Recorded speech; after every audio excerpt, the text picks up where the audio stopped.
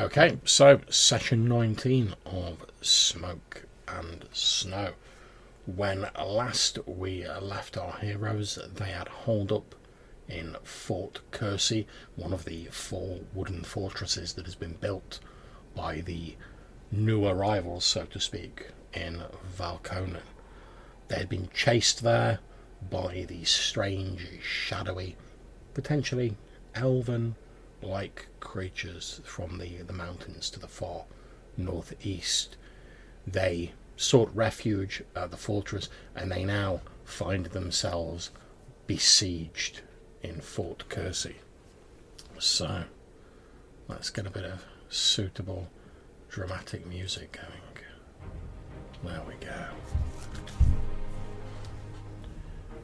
Okay, so it's probably like the second or the third day of the siege. You've not really had a chance to rest as such. Everyone has been pressed into shoring up the defences and making the place as ready for a siege as it possibly can be. Obviously, this is no castle of stone that you're inside. It is a wooden pioneer fortress, so it's vulnerable to fire and such likes. There's a small well, and there are some supplies, but they weren't expecting like a prolonged siege, so they've not got stuff laid in for that. So everyone's been put to work, basically shoring up the defences, trying to get what food they can, making sure everyone's inside.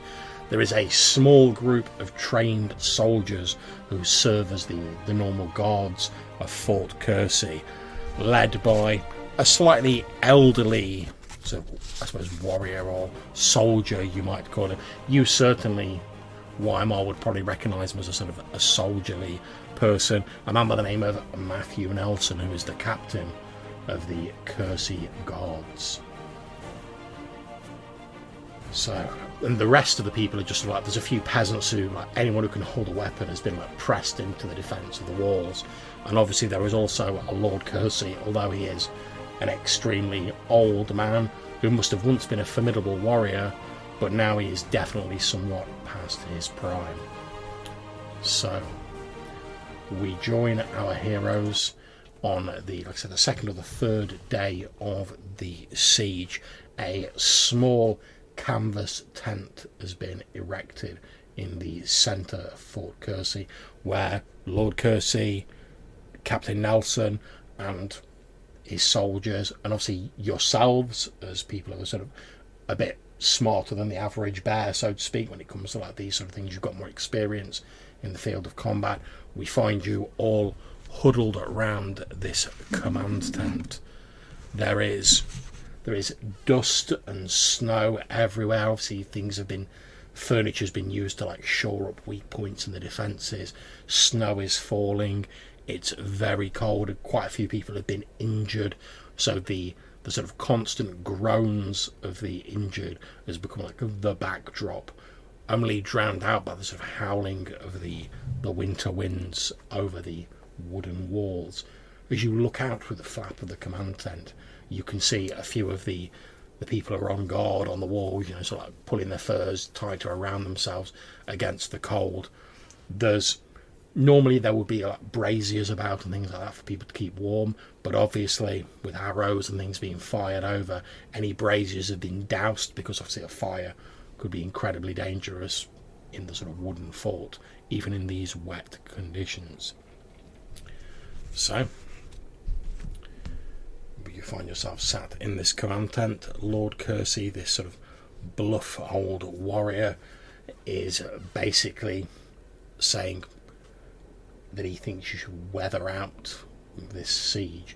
He's like, surely these creatures, whatever they are, they can't sustain this siege indefinitely, and obviously they're out there in the elements, and the winter's coming in. Surely all we've got to do is outlast them. I mean, it won't be easy. We'll have to ration the supplies and such like, but we're a hardy people when it comes down to it. I'm sure we can do it. As you sort of like look around, you see Captain Nelson doesn't look confident in that proposition, and he but obviously doesn't want to contradict his lord, and very in a sort of slightly halting tones, he says, well, yes, sir, normally I would agree with you. However, these creatures, whatever they are native to these lands. They presumably know the territory and the weather patterns better than us. And they have ample hunting opportunities, assuming they even eat, of course. We don't know what manner of creatures these are. It's possible they could maintain this siege for a very long time. And whilst we're confined within the walls, we have only limited food. Yes, we can ration, as you rightly say, my lord, but obviously that will only go so far. I mean, I don't wish to sound arrogant or harsh, but obviously we have lost some people already, which if there's less mouths to feed, that will help with the food situation, but only to a certain degree. And then like a few of the eyes in the room turn towards yourselves, sort of like people who've been marked as like people who like know what they're doing.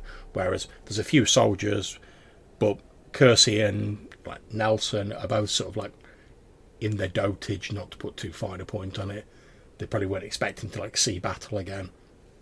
A lot of the sort of soldiers here, they've just been like guarding these walls. The most they've probably had to deal with is like a couple of bandits and stuff like that. They're not really sort of honed military people, whereas the word sort of got around because like, people are starting to like hear about you guys now. Like, obviously you've been out and about and all over the place in like Valconan, so like, people have like mentioned you, people have started to hear about you and like various things you've done. Obviously people have like known that like you've been to the Witch Isle, which before then was like, oh, if you go to the Witch Isle, you're dead. That's it. Like only the dead go to the Witch Isle, and you guys have come back and you're like, Witch Isle sorted. So like people have started to, your reputation has started to grow, which is obviously great because like you're going to find it easy to get in places. You know, people know you. You might get a better deal with like your equipment and stuff like that. But obviously there is a certain amount of responsibility that comes with that. And as Lord Kersey and Captain Nelson finish the speech, like, you feel like the eyes in the room turn towards yourselves, perhaps looking for your input in this. Now you know that obviously unfortunately we've not got Colin this evening, so what I'm going to say is that Leopold is putting his dwarven heritage to use, and he's helping like what few engineers they've got sort of like shore up the defences and make sure there's no like structural weak points and whatever. But yeah, all eyes turn towards you guys. What's the siege about? What do they have? How do you mean? The enemy, I mean.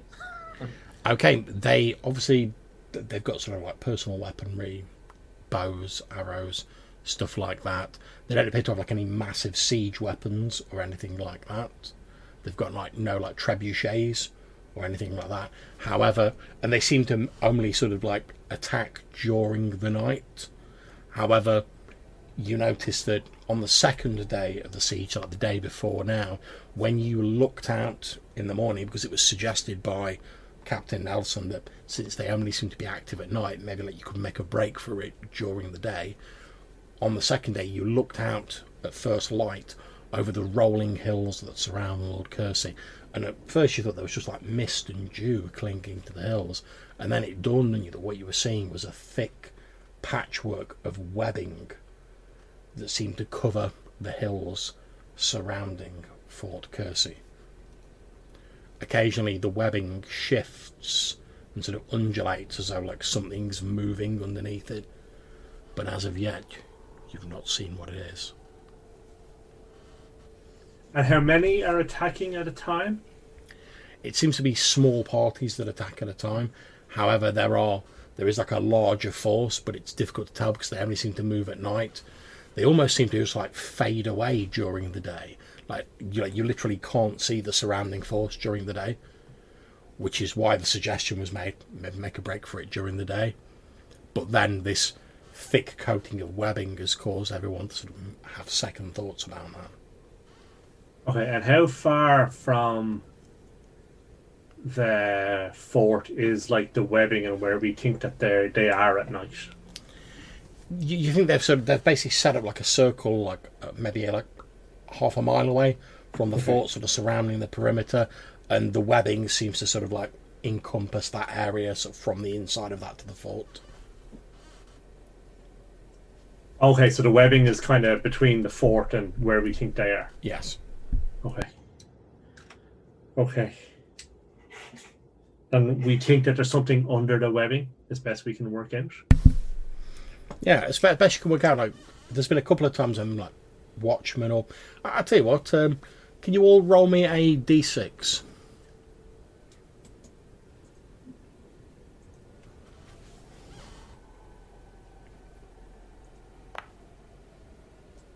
Two 5s and a 2.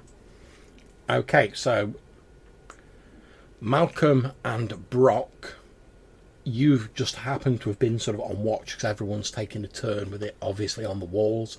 You just happen to have been on watch like during the day, and there's been a couple of times where you've seen like the webbing sort of like move and shift as though something was like moving underneath this carpet of like sticky sort of dew encrusted webbing. Okay. And does that dissipate as soon as night falls? The webbing, no. So it is there all the time? Yeah. Oh, right, okay. And they just move through it? Yeah, they seem to pass through it without problems. Right, okay. So I guess that's our option, is to investigate that during the day when they're not about, potentially. Just to understand what it is and how it works, or And whether it burns. yeah, whether we can get through it or destroy it in any way, or So I think I'll turn to Lord Kersey and say that we should definitely investigate this webbing. It feels like there's something underneath it, and we need to know what we are facing. And I also suggest that we put our engineers to building catapults that can shoot the half mile and send them scampering. He says that that's a good idea. If only we had the wood and the supplies in order to do it. I mean, most of the wood we have has been pressed into shoring up the walls and the defences. If we start stripping that out to make trebuchets and catapults, then we'll be in more danger of the walls being breached. did our characters ascertain any knowledge of these creatures last time? I can't remember. Did anyone? Well, kind of. We basically came away with the knowledge that it's mostly about the masks, seems like. If you break them, then things get really bad for the enemy. And they're very swift. They don't really get bothered by terrain. Yeah. But did we work out if they are sort of human or some sort of spiritual thing? Or I mean, do they eat? Do we know if they? I don't think we know. No, you don't know whether they eat. You know that their weapons, like the arrows they use, so like after they've done their damage, they sort of dissipate and dissolve like a shadow when the sun shines on it. Also, when they're killed, their bodies, aside from the mask that they wear, their bodies likewise seem to like sort of melt away like a shadow. But we did fight them, and they did chase us during the day. They're not like vampire type. Yeah, you've seen them active during the day. Yeah. But they seem to be less active during the day during the siege.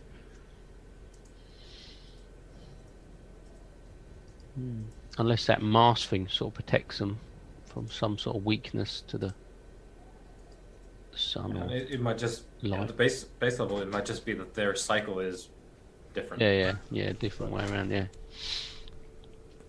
Okay. Well, that would be my thing. Would be suggest to investigate the edge of this webbing during the day. Figure out what it is. Even. Yeah, see if there's any way we can get our way out of it if it all gets really bad. And also then, John, within the half mile circumference around the fort, is there any kind of like tall trees or? Not really. It's mainly sort of rolling hills. Okay. Would there be any hunting opportunities, or is it all sort of in the webbing, pretty much? I mean, if you get outside of the webbing, which is like say like this half mile sort of area around it, then once outside that, obviously there are hunting opportunities. You would know the sort of animals you can catch. Just but in case we need some extra food. But okay. Well, I think that'd be the proposal, is to reconvene after investigation. I think maybe. Okay, so Feedback our findings. who's heading out to investigate the webbing? I'll Nice. go anyway. Well, I thought safety in numbers, wouldn't it be? Well, I'm not that quick if we need to sort of retreats. So maybe if we can spare some soldiers.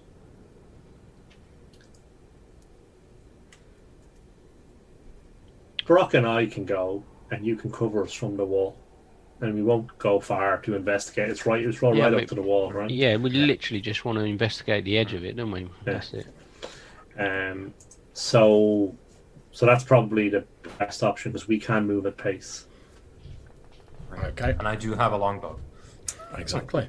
So, and like I said, on the third day, Weimar takes up position on the wall with his longbow, and Brock and Malcolm head out to the edge of this vast expanse of this like shimmering, sticky field of this webbing that, like I say, occasionally seems to move or sort of undulate as you look at it. As you get to the edge of the webbing, you can see just from a visual inspection that it looks very similar to like standard spider webs, but it's like orders of magnitude like thicker. It's like a scaled up version effectively, and you can see that what to the untrained eye from the walls just looks like a massive web is actually this sort of like carpet of like smaller webs that are all sort of woven together. Okay. So I think the first thing I want to do is try and burn it. Okay. See if that has any impact on it. So, yeah, you're going to burn it with a torch or something like that, I presume? Yeah, just a torch, yeah. Okay, no problems. So, yeah, you take out your torch, and it seems it doesn't burn as well as normal webbing. However, it does burn, and you're able to burn like a sort of like a small patch of it away, but it does. The fire doesn't really seem to like catch and like spread to the whole thing. Yeah, okay. But like it can be burned with like sustained heat. Although, like I say, it seems a little bit more resistant than a normal spider web. Okay. Perhaps just because it's thicker and denser. Okay, and I guess... So how far are we from the wall? Like 10 feet or something? Yeah, you're like 10, 15 feet away from the wall. Okay.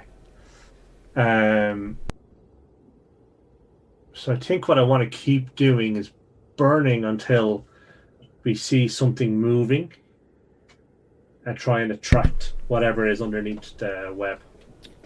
Okay. Yeah, I'm gonna go on my sort of hands and knees so I can try and look under it as much as possible, while Malcolm's sort of burning it to see if I can see any movement or twitching, or can give him a heads up. Okay, yeah. So no problem. You start sort of like burning various bits of the webbing, and after a while, Brock sort of crouched down. You do indeed notice what appears to be some like movement, like slowly getting closer to you. As you can see, like the web's being disturbed, and you catch sight of what appears to be like large, furry, like arachnid-like legs moving through the webbing.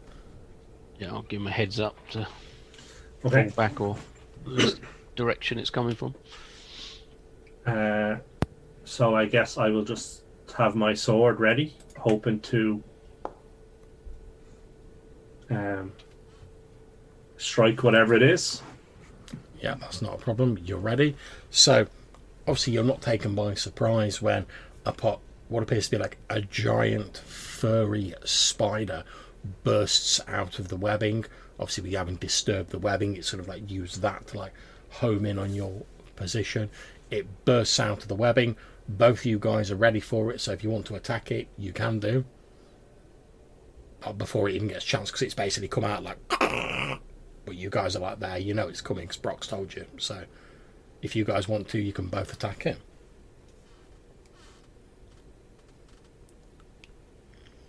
Let's do that.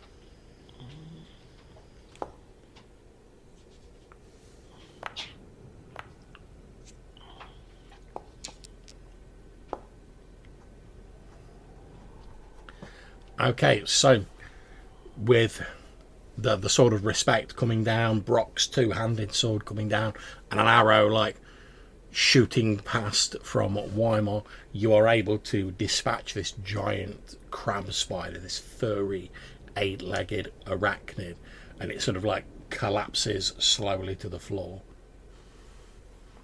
Okay. But this is a massive area that this covers, isn't it? I mean, there must be potentially. I hate to think how many. And is this a spider that we've seen before? Is it a new spider? Is it? You've probably not seen one quite this big, but again, it just looks like a standard sort of crab spider, but scaled up. Okay. So you've probably seen spiders of a type of this, but much smaller. I mean, your normal sort of crab spider's like sort of hand size, whereas this is like quite substantial. Okay.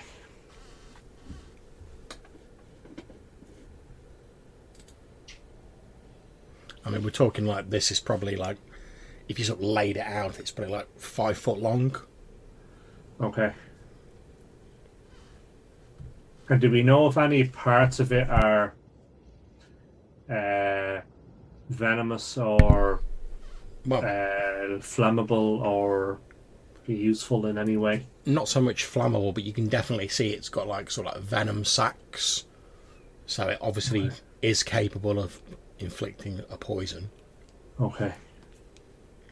And in fact, as you watch, you see like a couple of drops fall from its like mandibles and like hit the ground, and they hiss with an almost like acidic like sound, and you smell like the sort of scorched earth as it's sort of like the venom like burns the earth. Okay. So can I try and burn the spider with the torch to see if it goes up? Yeah, you set fire to the spider and it burns. Okay. Okay.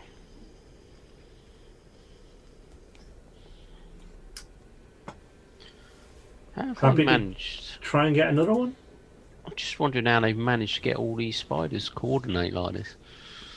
Aye. I wonder how many we'd have to kill to attract their attention. How far have we travelled, John? About 10, 15 feet. Yeah, and we're talking it's hundreds of foot Yeah. wide. This webbing, isn't it? You know, so if it was anything like that, you know, we'd come across at least 10 of these or more, just trying to cut a single path through, wouldn't we?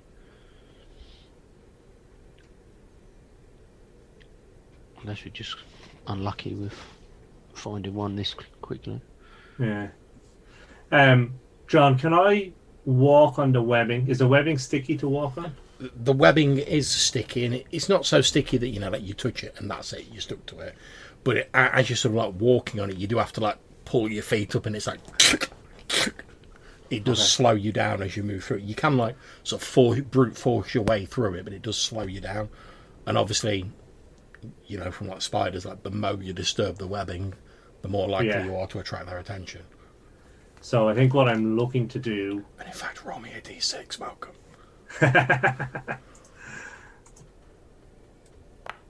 2. Okay.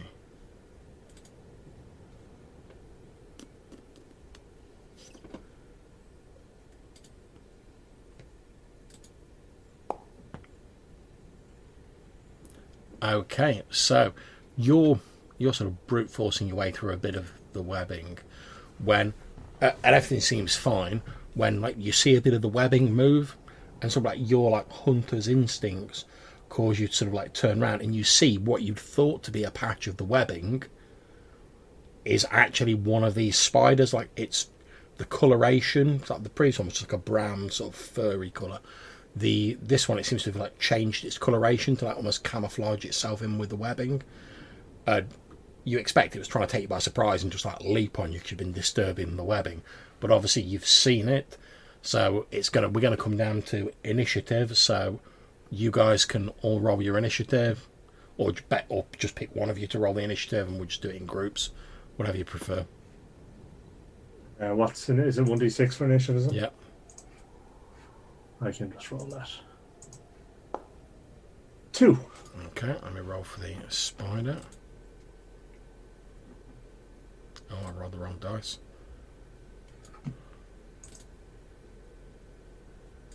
Let's try that again with a d6. Oh, it's a 2, so we're all going simultaneously. So, do you guys want to make your attacks first? Then I'll do its attacks, but obviously it's all happening at the same time. So is this still visible to me? Yeah, yeah. Okay.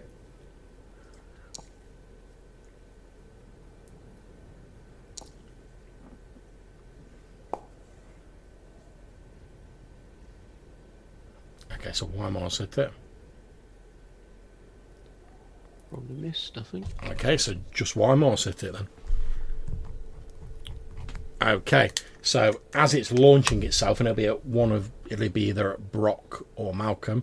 So I'm going to roll a d6, 1 to 3. It's Brock, otherwise it's Malcolm. Okay, so it's Malcolm. Right, so as it leaps towards you, like there's and an arrow like strikes it in its exposed underbelly, but it's not enough to finish it off, and it is going to attempt to chomp down on you with its poisonous mandibles. Ouch. Okay. Ouch. So that is a 7 points of damage, and you need to make me a save versus poison, but you do get a +2 bonus for it Okay. because it doesn't have very strong poison. Sorry, I got involved. That means this turned into a ninja spider. I passed the. Okay, so it bites you in your arm, and like the flesh sort of discolors on your arm, and you briefly feel this stinging pain in your forearm as though you'd like plunged your arm into like scalding hot water. However, perhaps due to your innate toughness, or perhaps you quickly sort of like dig out the venom bit, down to your choice, you manage to avoid the quite lethal consequences of like actually getting poisoned by it. Okay.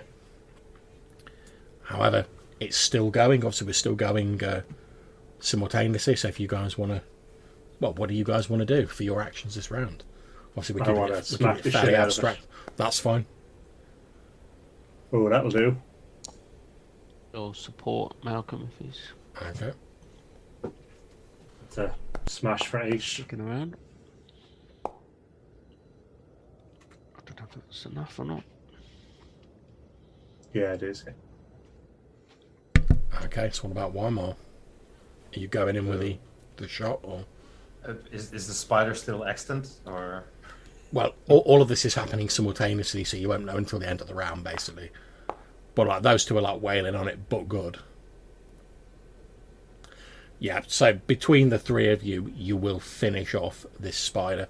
But obviously, because it's happening simultaneously, it will still get to attack this round. So again, 1 to 3, Brock. Okay, so this time it's Brock.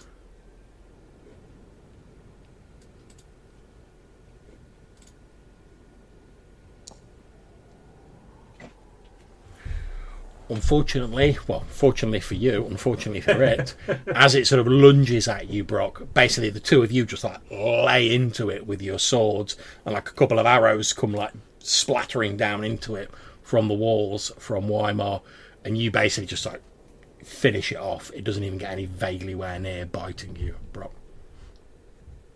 John Rule.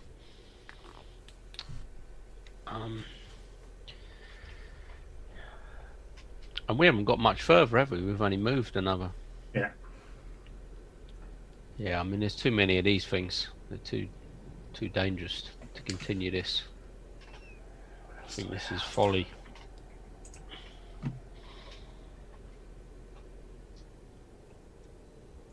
Yeah, I suggest we retreat, potentially get some healing if any exists, and reconsider our options from a.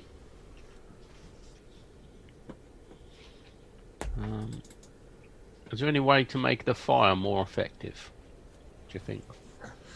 Oil, maybe, but I don't know how effective it would make it. There's like a half-mile squared of it. Yeah. Just some way to cut through it a bit quicker and easier if we had to retreat or something. Yeah.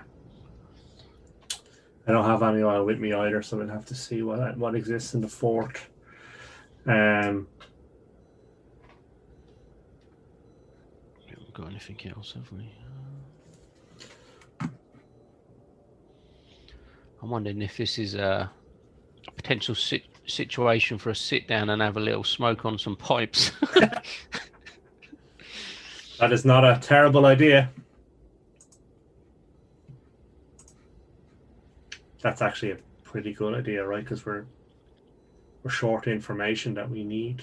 Yeah, I Well, feel we're lacking something or missing something, maybe. if you guys want to sit down and smoke a bit of old Dobie and consider your problem, that's absolutely fine.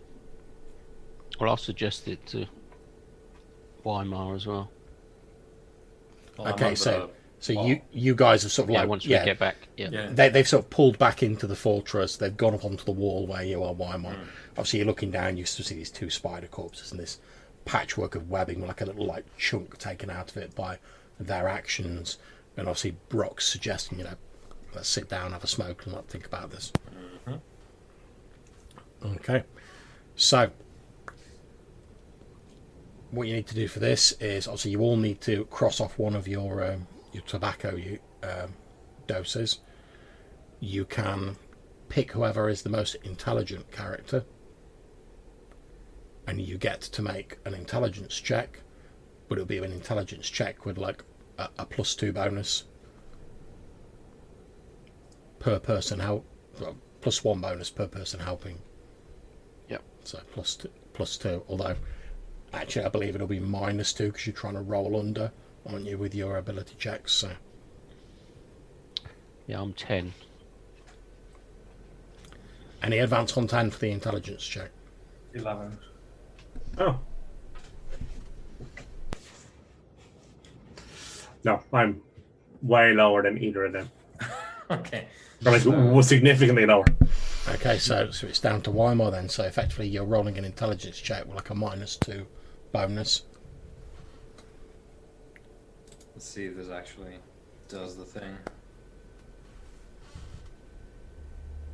Oh, it says Okay. success, so A I guess we'll success. take it. So, Nice. so basically, I'm going to give you a clue about what's going on. Obviously, you guys get to sort of direct the clue by like choosing what you're pondering as you're all sitting around with your pipes being like, yes. So, what is it you guys are pondering as you're sat around smoking the old Dobie, looking out across this field of webbing? Well, I guess there's a choice we have to make before we start. Mm. And that feels like whether we want to escape or we want to save everyone. Yes, like breaking the siege would be a. Like how do you throw this off? If Yeah, they so- basically have made impassable terrain, how because we either way we need to cross that in order to break it or to escape.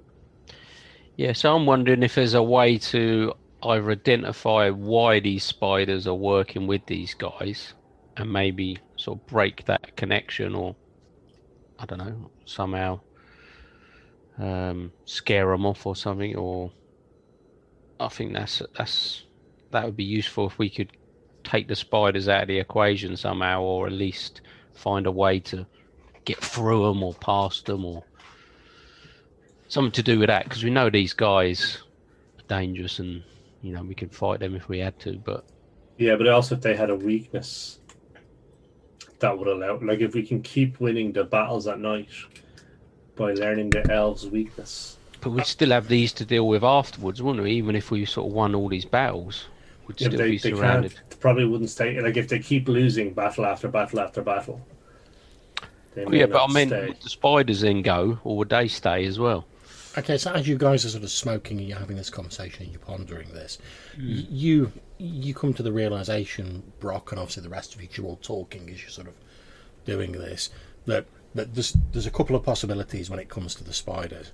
Either they've got some sort of like evil magical control over these spiders, in which case the method of disrupting it is to find whoever's like doing the magic and like do what your people do best when it comes to dealing with evil sorcerers. The other option, the other option is they've got some way of communicating with the spiders. They've got sort of like more like a sort of like a kinship or a bond with them, which isn't unheard of. You know that there's people. I mean, Malcolm himself can like create bonds with animals. So if they've got something like that, that might be more difficult to disrupt, because obviously then it's slightly more of like a symbiotic relationship between the two. But as this conversation's sort of going on, a thought does occur to you, Malcolm, as you're all like chatting this and you're smoking your old Dobie, is that if you guys wanted to just like get out of Dodge and you were just concerned with like getting yourselves out, the one creature that appears to be able to like move through the web unhindered, aside from like the shadow creatures, because they seem to be able to do it, but they're not likely to help you. But the one creature that seems able to just move at will amongst the webs is the spiders. Now, if there was some way maybe you could cajole one of them to your side. Now, they're not massive, so like I'm not saying like if you got one of them like you'd all be able to like ride a spider out across the webs to freedom, but potentially one person could ride one of them, and if you're on the back of one of those spiders, you wouldn't really be bothered by the webbing. But again, that sort of partly comes down to what the bond is between the shadow elves and these spider creatures. It's nice knowing you guys.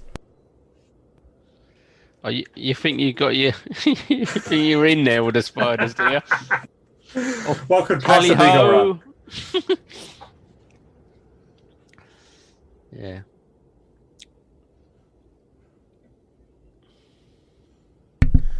And as you're sort of talking about this, obviously we're sort of compressing time a little bit. We reach the end of the third day of the siege. So what I'm going to do is I'm going to make a roll for the attackers, and I'm going to ask one of you to roll for the defenders. And basically with the attackers, if I get a 4, 5, it's a d6 roll. If I get a 4, 5 or 6, they add like a point to their clock. For the defenders, if you get a 5 or a 6 on a d6, they add a point to their clock. Whoever gets the clock full first, if the defenders do it, they've sort of managed to like break through or like last long enough that the shadow creatures withdraw. If the shadow creatures get their clock full first, then pretty much like the defences have like fallen and they're going to like swarm into the keep. So I'm going to make a quick roll up for the bad guys. So it's a 4, 5 or 6. Ouch. Okay, so it's a 5. So they get to add 1 segment to their clock. And who would like to roll for the defenders? See if you can get a 5 or 6. Take it in turn, shall we? Yeah. No, you can just do it. It's fine. Totally your fault then. Ah, all right. I'll see how this goes. Okay. There you go. Oh, Brock, it's all on you. Letting the side down.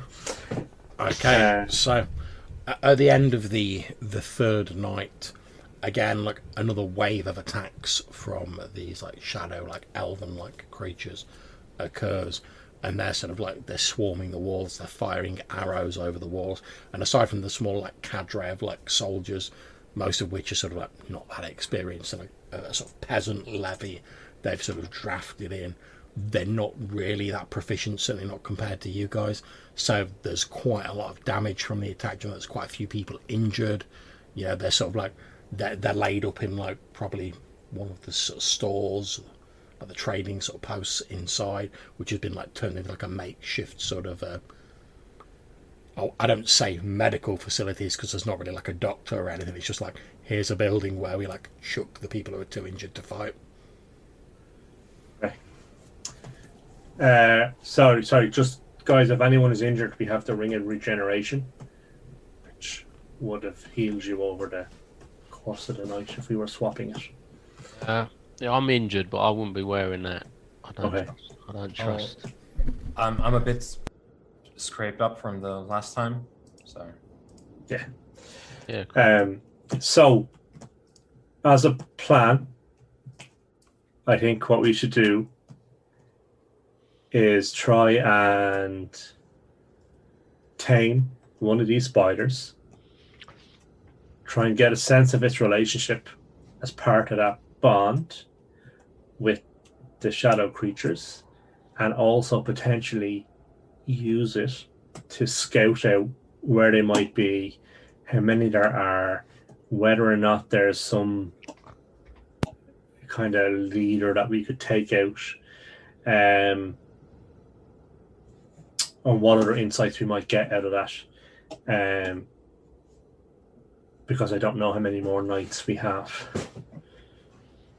I was going to ask John, during the attack in the night, Yes. do we see any movement from the spiders? Do we see these creatures communicating in any way before they sort of attack the walls? Or Roll me a d6. 6, 5. Yeah, so you actually notice a couple of things while you're involved in the attacks during the evening. But first of all, you notice that on each attack the sort of shadow creatures launch, although a lot of people are injured, some people are actually like dragged away by like the shadow elves, like almost like captives are just like taken. And you do notice at one point, although the spiders aren't like surging out of the webbing and joining the attack, you do notice like a party of the shadow elves, you see them like dragging one of these captives back towards the web. You notice as they get near the web, one of these spiders comes out, and the shadow creature makes this strange sort of like clicking noise from within the depths of its mask, and then the spider sort of scuttles off back into the web, almost like a Is that any?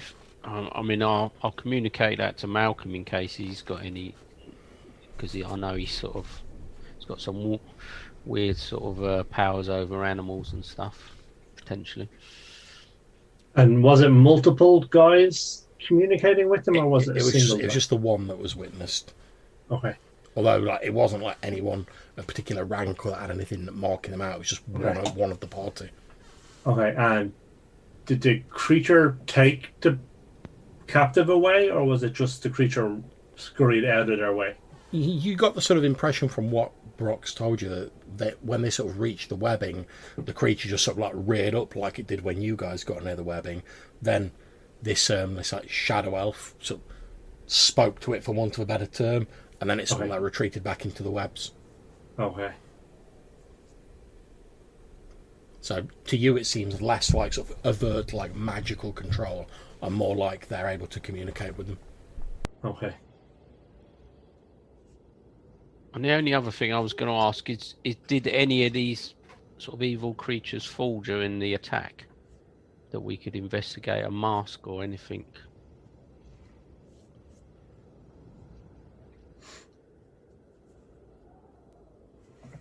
Yes, one of the shadow creatures was killed sort of near the wall. Basically, as they were retreating, taking their captive with them, one of them was shot. I mean, it might have even been by Weimar, entirely up to you. One of these creatures was shot as they were sort of like retreating, and as previously, its body sort of collapsed and dissolved, just leaving behind this sort of porcelain mask. Yeah. So if the mask is still intact, I was going to try and retrieve that while they were retreating and bring it back to the group and see if we can look at it and learn anything from it. That's absolutely fine. You sort of quickly like duck out. Unfortunately, you can't help the people who've been snatched, but you manage to get hold of this porcelain mask.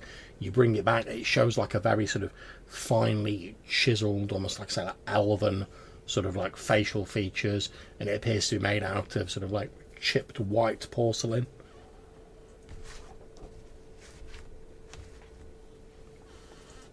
Well, I'll show that to the rest of the group and ask Weimar as the intelligent one. What do you think of this? Could this be involved somehow in how they're communicating with these creatures, or have power over these creatures? Or Well, there's probably a lot there that we don't understand. I think one of these did something to Malcolm as well. I put the mask on. Maybe don't touch the mask. Okay, Too so late. so Malcolm like grabs the mask, pops it on, just as you're like, I probably wouldn't do that, Malcolm. You put the mask on, and like the inside of it feels very cold.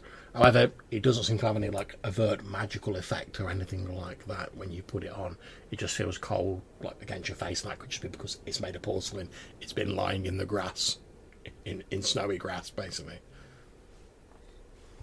Okay. And if I talk while I'm wearing it, do I talk normally?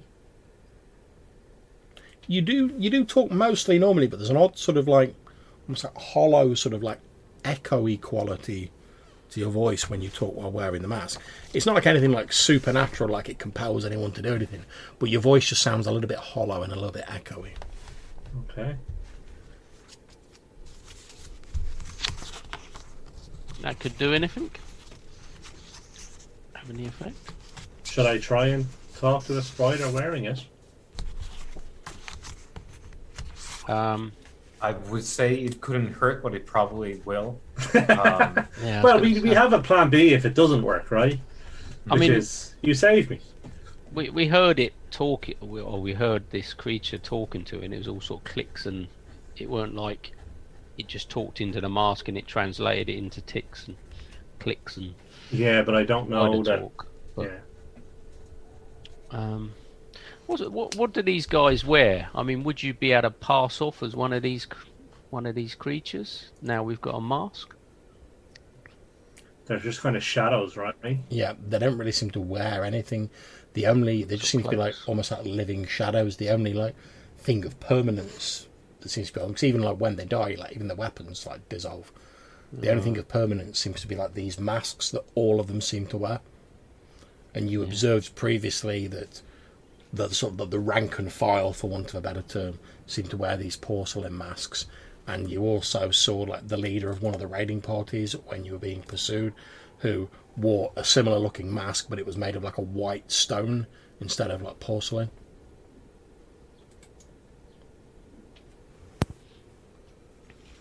Okay, so I think I want to try and communicate with a spider and try and tame a spider and see if I can't.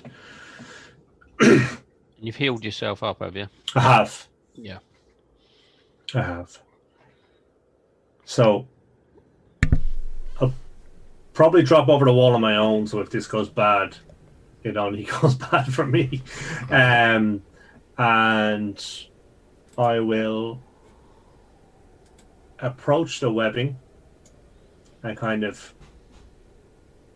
make it move enough to cause a few vibrations, waiting for a spider to come.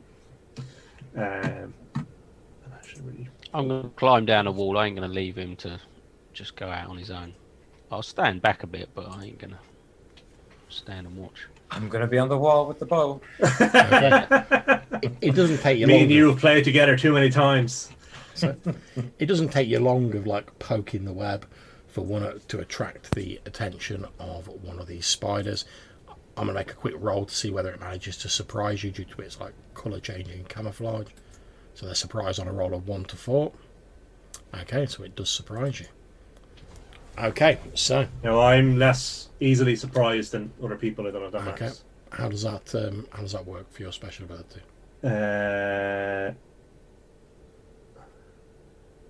Only surprised on a roll of 1. Okay, in which case, no, you're not surprised because I didn't roll a 1. Damn, So that's some shit. So now, as you've gone out, Brock, you would be taken by surprise, but it's like not near you, so you're all right.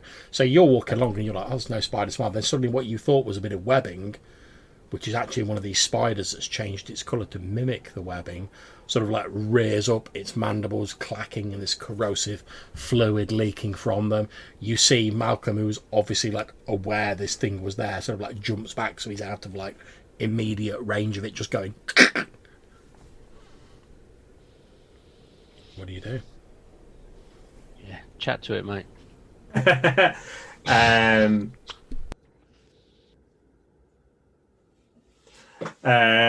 Yeah, so I guess I want to approach it in a peaceful manner. I kind of gently talk to it, and I guess try and woo it to my service. Okay.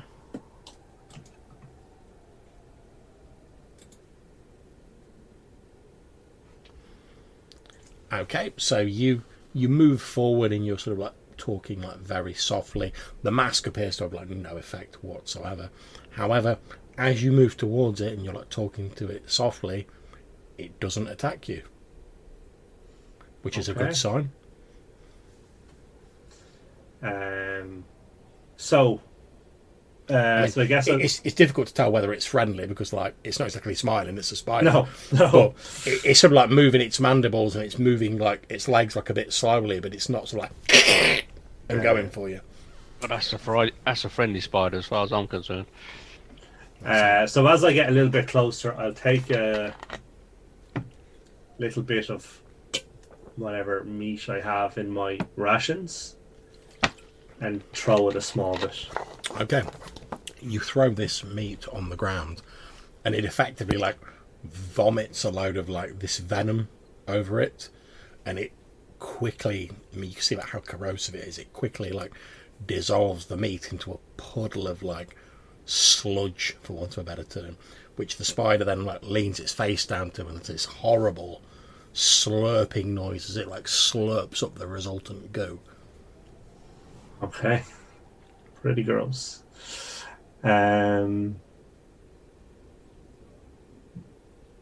So yeah, and I guess then I'll just keep kind of thereabouts, trying to get it to connect with me.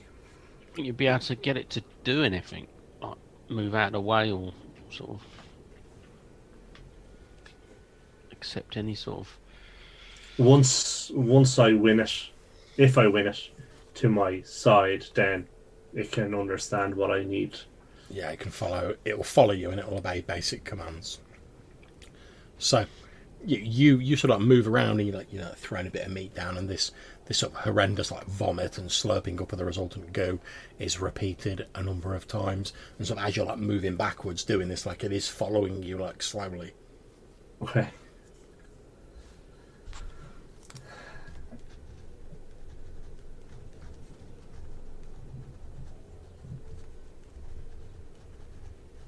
What do you want to do now? So I guess I just want to keep going and I guess getting closer and closer to it so that it accepts me, I guess. Yeah, it seems to have accepted you. Like you literally like to the point where you could just reach out and like touch it, and it's not made any like hostile moves towards you. Okay.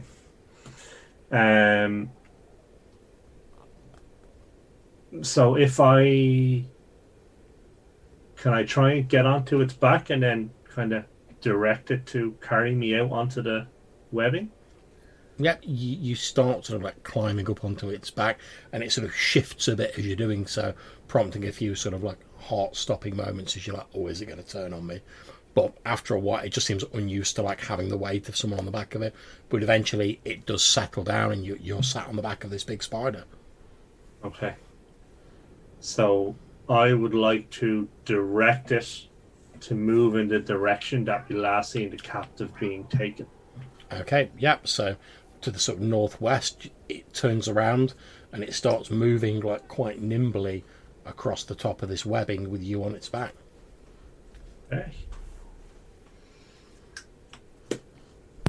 And that was the last we saw of him.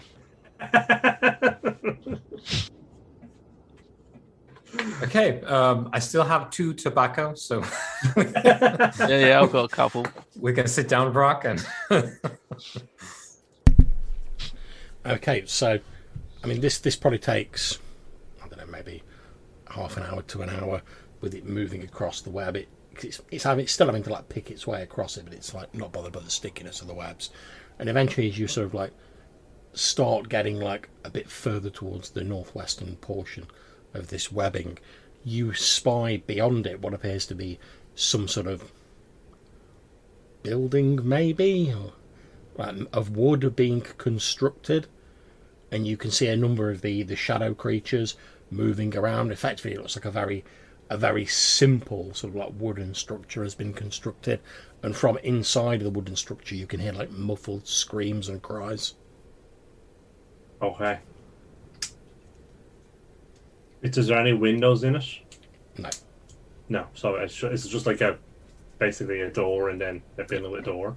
Yep. How many of the creatures are floating around or? Okay, you can see that currently there are 4 of them around the outside of the building, on the side that you're approaching. And are they all watching the door, or are they just kind of? They appear to just be sort of like milling around. They're not particularly sort of like unlike anything you'd recognise as like a guard pattern or anything like that. Okay. Okay. Okay. So, and is there any spiders in the vicinity? You do see a few spiders about, yeah. Okay. So,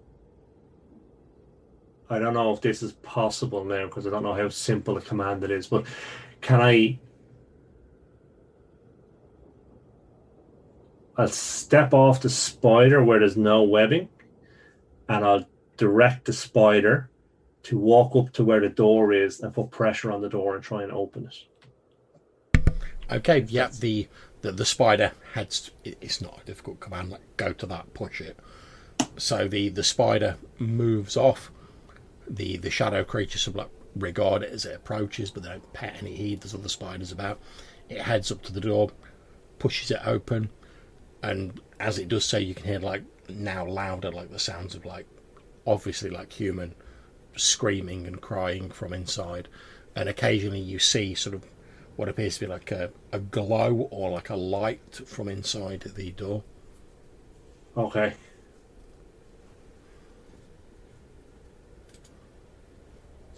Okay, and is there anything else in the vicinity that I could kind of hide behind as I was moving towards the door? Well, it's a hilly terrain, so you could probably try and make use of like the hills and the sort of undulations of the land to conceal yourself. Okay, so I'd like to do that and get closer to the door and see if I can get to look in. Okay, make your hide roll or whatever the equivalent is.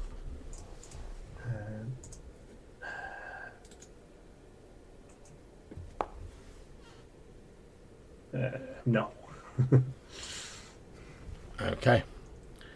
So you do make it to the door. You look in through the door and you see what appears to be a horrendous tableau of torture laid out in front of you. There are these shadow creatures in there, although they appear to be wearing different masks to the ones that you've seen previously. The ones inside seem to be wearing like masks of silver, and as you watch, they basically appear to be like dissecting a number of the captives. Standing in the middle of them is another one of these shadow creatures, but this one looks like, at first you think, oh, it's just got like a normal face, like a normal like flesh and blood face, but as it sort of like moves around, you realise that it's actually another mask, but it's made of like flesh. And it looks like a pale, almost aristocratic elf. You can see it's carrying like a large dark wood staff. And it appears to be slightly larger than the other creatures. Occasionally it moves over, so it runs its hands over one of these torture victims, and you see like flashes of arcane light and darkness move from its hands and play across the screaming bodies of its captives.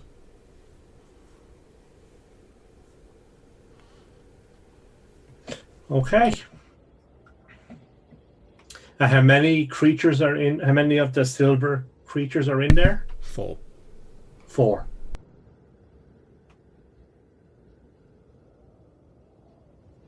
And how many torture victims are there?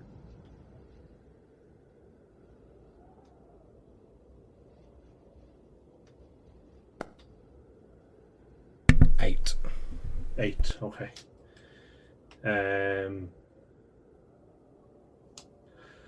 Okay, so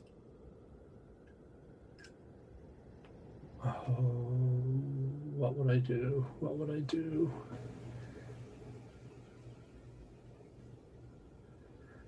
I think I want to call my spider, get back on it, Yeah. and head back towards the fort.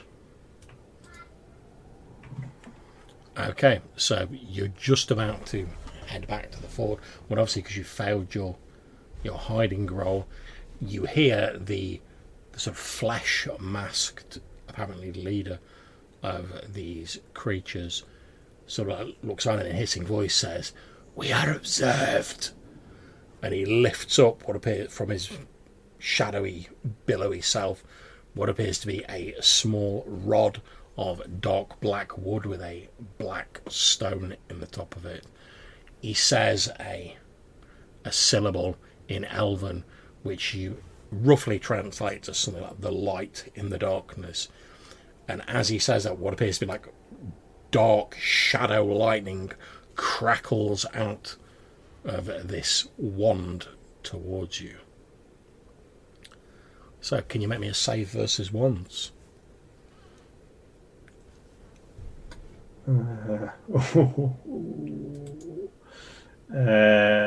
Wands, okay.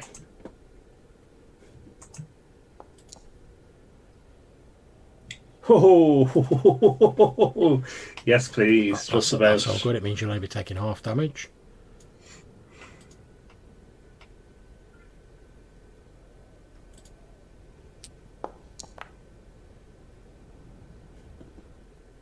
Okay. So you take 7 damage Okay. as you sort of throw yourself aside at the last moment, and this blackened shadow bolt of lightning sizzles out and sort of singes you as you throw yourself to one side.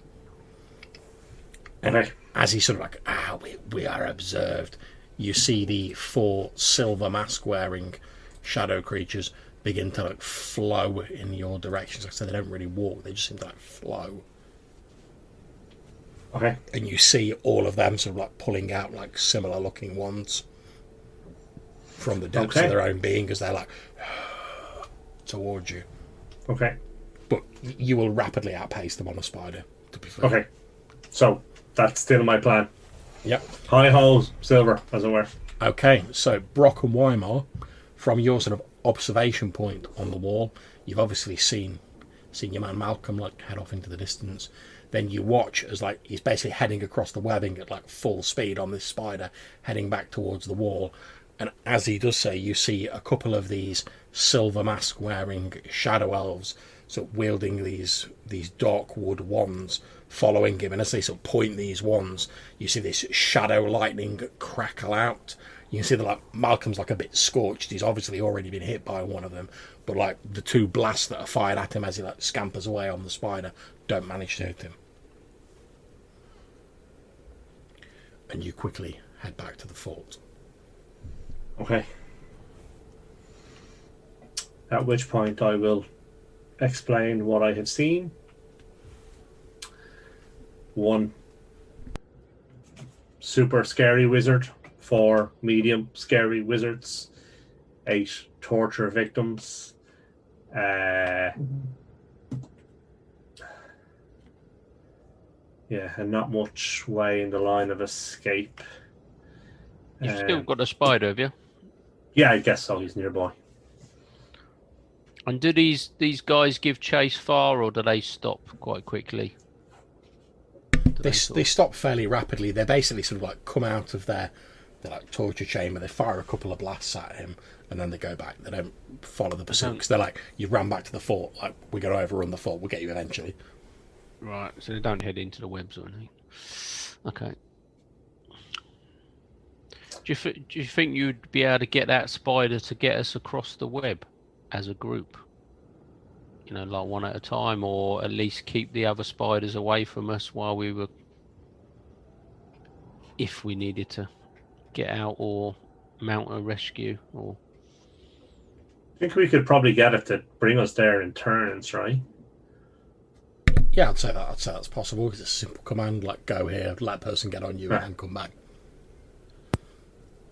And what time of day is it, John? Is it early still? No, because obviously we're compressing time and there's been like other stuff going on, so we're probably. And obviously, if at any point anyone wants to do anything else like random while the siege is going on, just shout up. Yeah. So I think we're probably getting sort of late on in the day now. So in fact, we're going to roll to see how the siege is progressing. So who's going to roll this time for the defenders? I will this time. Okay, so it's a D6, 5 or 6.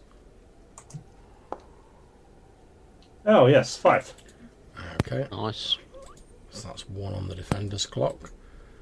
And I'm going to roll, I need a 4, 5 or 6 for the attackers. So they get 1 on their clock as well. So pretty much as evening falls and the siege continues, the defenders fare a little better on this evening, perhaps thanks to like the information you guys have brought back. You know, you're able to tell them what sort of weapons they've got.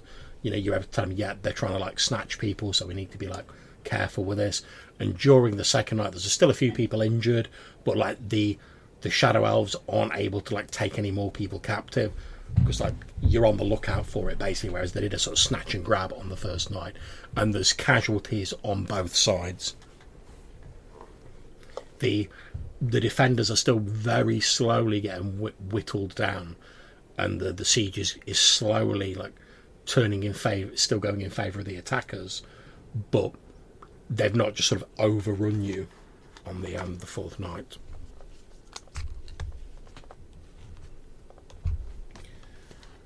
And as the next day dawns, what do you guys want to do? Before it does, Oh yeah. like just worked. Is it worth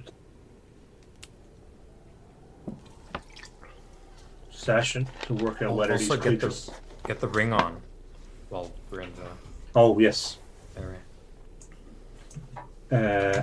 Is it Yeah. worth to work out whether the creatures have a weakness or what might be driving them or something, some information about them that before we just go toe to toe with the scary magic user.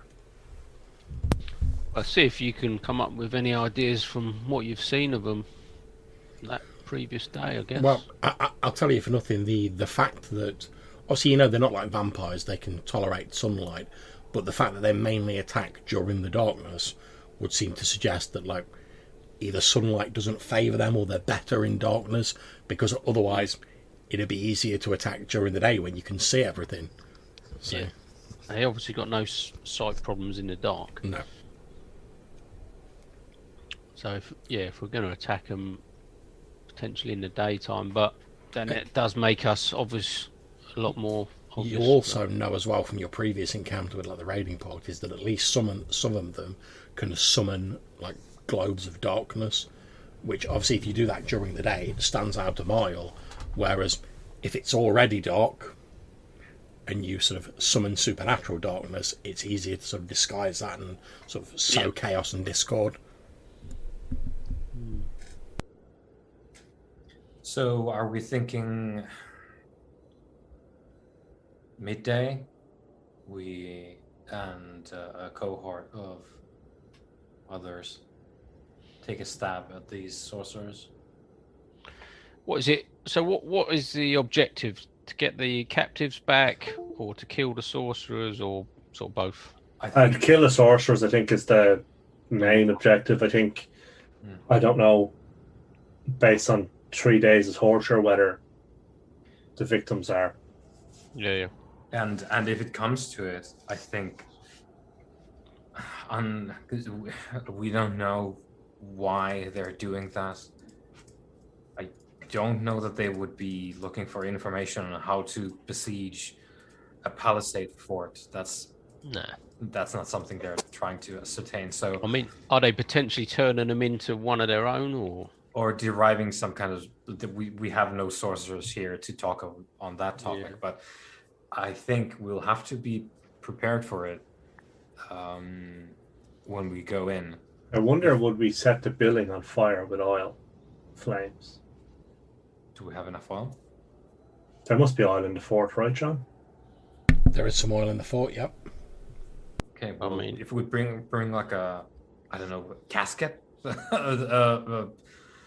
like a barrel, effectively. Yeah. Is there black powder in the fort? No, there isn't. No. The other question is, do these guys get involved in the siege? Do they, attack the walls during the night? You've not seen any of these wizards, for want of a better term, engaged in the actual attack. The sort of the small groups that seem to attack the walls seem to be made of the basic sort of foot soldiers wearing the porcelain masks, led by these ones wearing the white stone masks. You haven't seen any of the sorcerers with the silver masks, or you're presuming their leader with like the flesh mask joining in the attacks. And did you say there was normal ones at this hut as well? Yeah, there was sort of normal around guys, the outside. Yeah. 4 sorcery ones, and then the main one sort of thing. Yeah. So I mean, is that an option? Go out during the day, hold out, hide up, wait for all the normal ones to start the attack in the evening, and then attack the sorcerers while they're sort of lower on numbers? Is that an option? If we just went to sort of 3 of us, or while the defenders try and hold them off?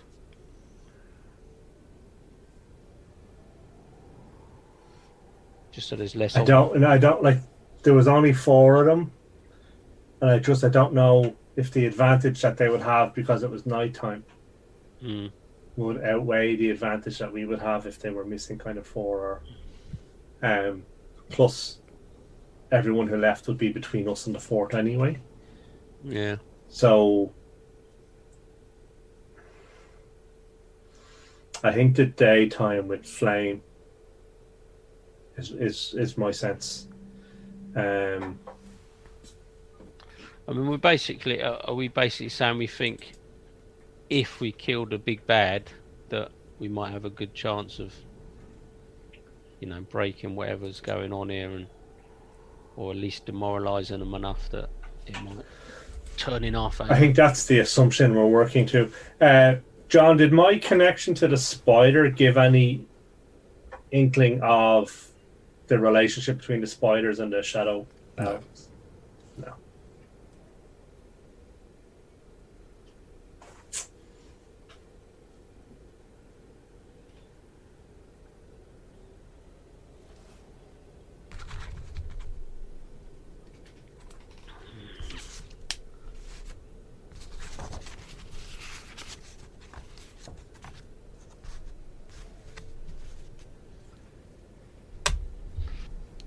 Well, I guess that's the only real plan of action we got then. Yeah, and there's no backup, there's no way out because you only have 1 spider, right?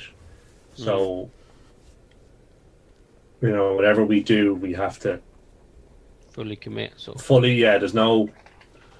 Now, maybe I could go and burn the building and upset a few people and cause a bit of chaos and try and buy us an extra night. That might be an option. Because certainly the spider can outrun them. Yeah, it's more just trying to divide them a bit, if possible, just so we can target the main guy with as little help as possible, and just Now, what we could do is we could use a second barrel of oil, assuming there was a second barrel of oil, and then at the opposite end of the fort, burn a very significant part of the webbing and attract like all the spiders to it and try and attract their attention to it, or make it look like we're trying to escape. And then when that's going on, we could attack them during the day. It might work. And the other thing, does that have any influence over the other spiders? Because you're friends with it, can you coordinate or get any assistance from the other ones to almost get them to help us with an attack, or at least get them to help us move us all at once? Or does it work like that? Wouldn't have thought so, John, does it? No, it's just it's a connection between me and my spider. And that's a one-time thing, innit? You can only do one at a time. So I'm a one-trick pony, as it were. One spider pony, okay, yeah.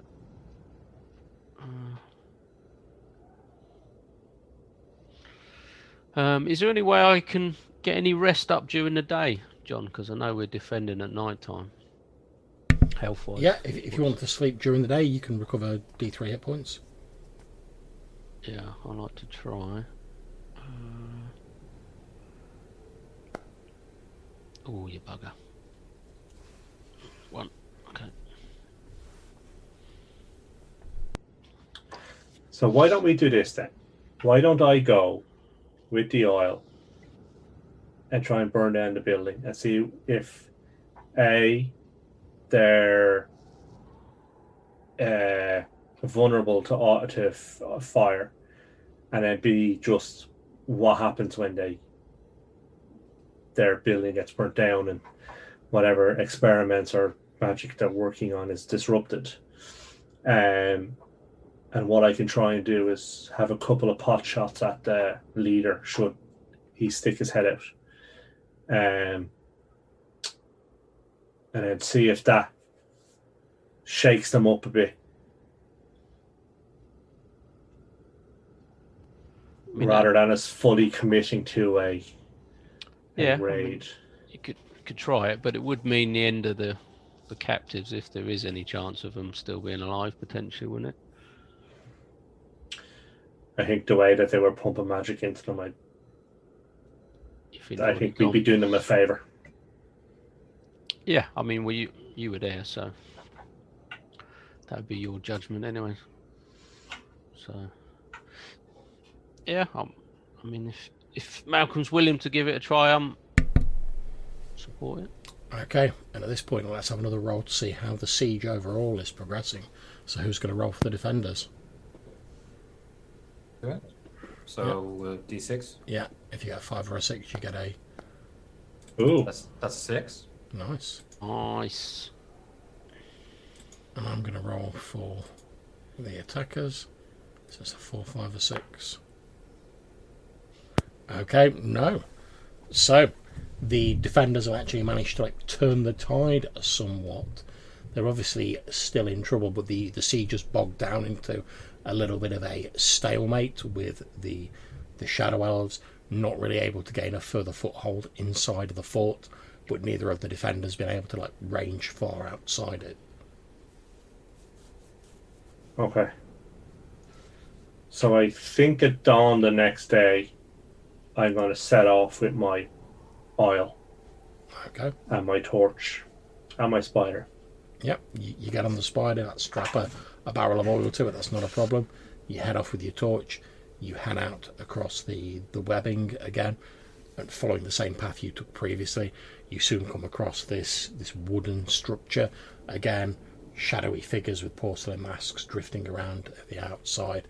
And again, the door now is shut again. You can hear screaming from inside, and through the slats in the wood you occasionally see flashes of light. Okay. So I guess what I want to do is kind of creep up to the back this time, away from the door, hoping that everyone is milling around outside the door. Okay. And then basically open my oil, start basically putting it all over the roof, the back, the sides. Okay. Make your sneak roll.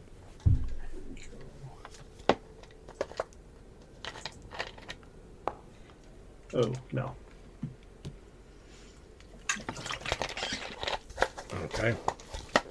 So, with that failure, you basically get round to the back. You're just about to start sort of setting the oil out when you are spotted by a number of the sort of porcelain mask-wearing creatures. And luckily for you, only one of them seems to have spotted you, and it's one of the sort of the foot soldiers. Basically, he draws out one of these dark longbows that you've become so familiar with, and he fires off a shot at you.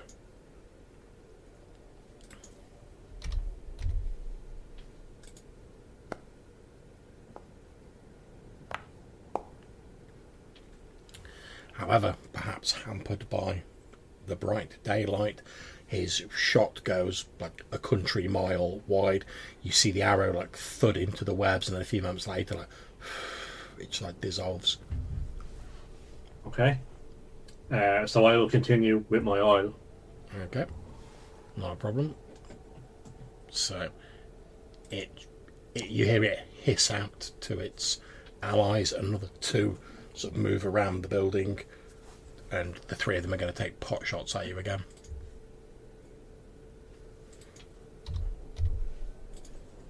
So, first one.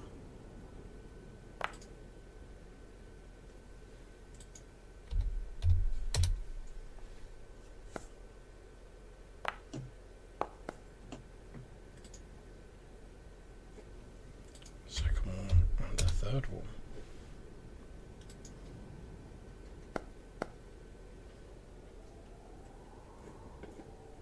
Okay, so one of them has hit you for 4 damage. One of these sort of shadow arrows like slices your arm. However, you have managed to get the oil spread across the building, like as much oil as you've got, basically. Okay. So then, can I flame at this go, or do I need another go? Okay. Yeah, you don't need to take an action. You've literally just got to drop the torch. So, Yeah. Okay. So what I'll do is drop the torch, jump on the spider, and start heading towards the fort, and maybe stop 300 or 400 feet away, and see and look back and see what's going on. Okay. It does seem to as you head back across the webs, it does seem to cause some panic. You see the silver mask wearing ones come like rushing out of the building as it catches fire.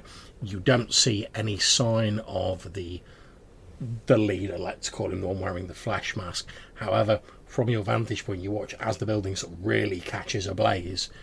You see him like still holding his staff. He just like calmly like walks out of the flames. Okay. So as I see him, can I shoot at him from where I am? You most certainly can.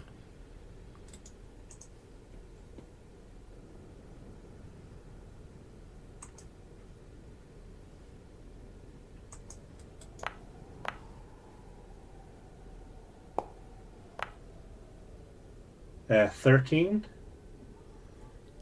Okay. That is not enough, unfortunately. Okay. So your arrow thuds into the ground near his feet. In response, he raises up a hand, points it in your direction, and he hisses something in a strange dialect of Elven that you're not familiar with. But you manage to sort of like piece together the sort of rough gist of it, and effectively he's shouting like death to the invaders. Okay. Okay. And then obviously like, loads of arrows come raining down. Okay. You're sort of like you're quite far away, so like they just like patter around you. Okay. Are they making move towards me? They don't appear to be moving towards you. Perhaps due to the daylight, you're not sure. They seem to be sort of holding back. So I'm going to keep shooting at him. So Okay. until he does. Make your roll.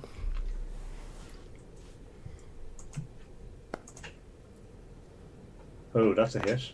I hope. 19. Yeah, that'll definitely hit. So you fire one of your arrows and it like thuds into like the sort of shadowy body, passing through, tearing off some of this shadow essence. The creature screeches in response, and again it raises this wand, points it in your direction, and again this flickering bolt of dark shadow lightning sort of roils out of it in your direction. Make a save versus wands.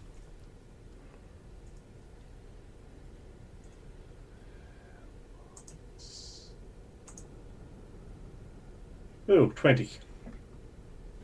Okay, so you're only taking half damage.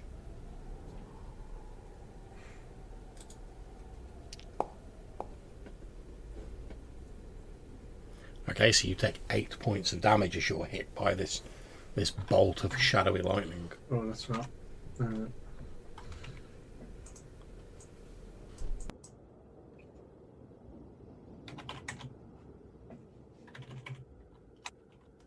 Okay, so can I shoot him again? Yep.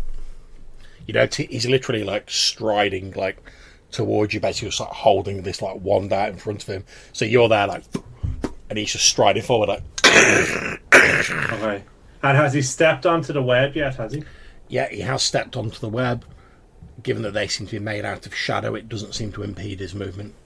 Okay.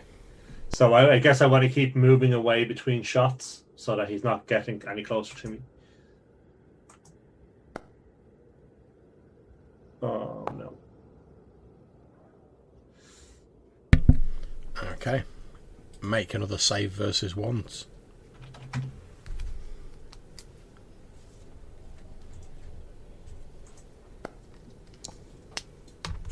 That's a save, yeah.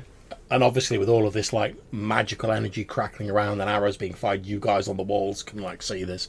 It's not subtle. I'll be putting in arrows then, if we can tell what's going on. Yep, no problem.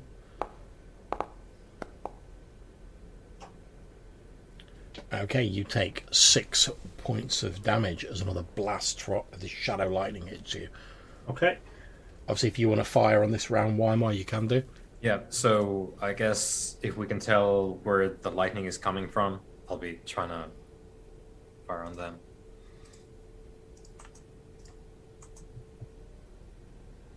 There we go. Ooh, terrible.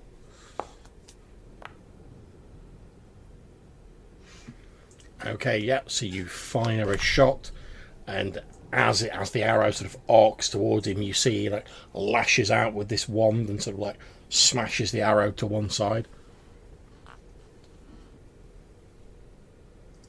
Okay, Malcolm. Oh no, sorry, that was your roll that failed, wasn't it? Why am I? Yeah, I failed. Yeah, but You Weimar actually hit him. Okay. So that I've just described is what he does to Malcolm's arrow. Then, Longer shot. yeah, the longest shot. Obviously, he's distracted by like deflecting Malcolm's arrow. Yours like passes through him, and again you see it tear off some of the shadow stuff that makes his body, and he lets out a loud hissing screech. Okay, make another save versus wands.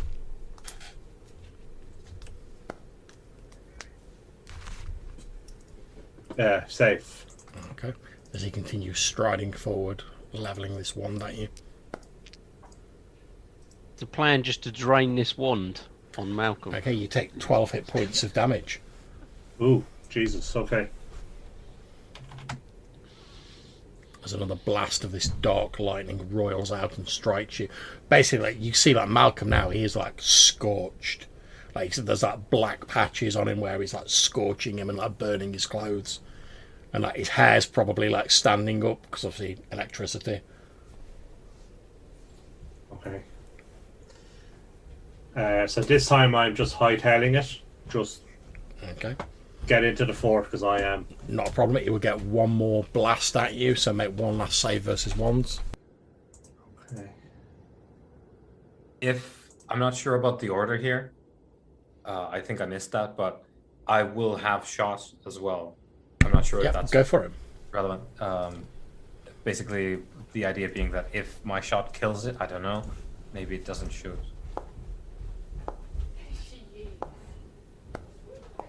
13, Okay, that is not a hit. right? So, Oh, okay, it's a success. that was very close. It's only half damage.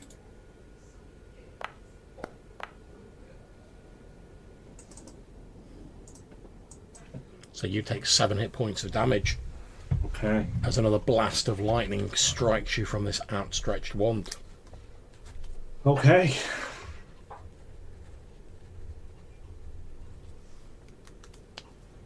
And it continues moving forwards. Obviously, you outpace it.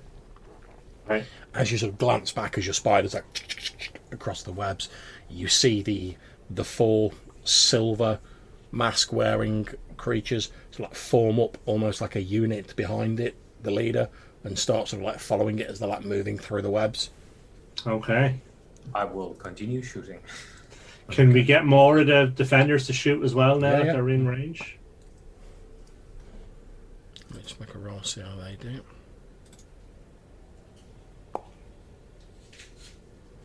Okay, yeah, so arrows are fired by the defenders. A couple of them hit. There's no like serious sort of hits though. Obviously, Weimar, you can roll for your own shot. 16. That's definitely a hit. 3 damage. Okay, so again, another ragged bit of shadow stuff is torn off this creature, but it barely seems to slow it down as it moves through the webbing. Can I have shot from the wall as well now that I'm in the fort? Yeah.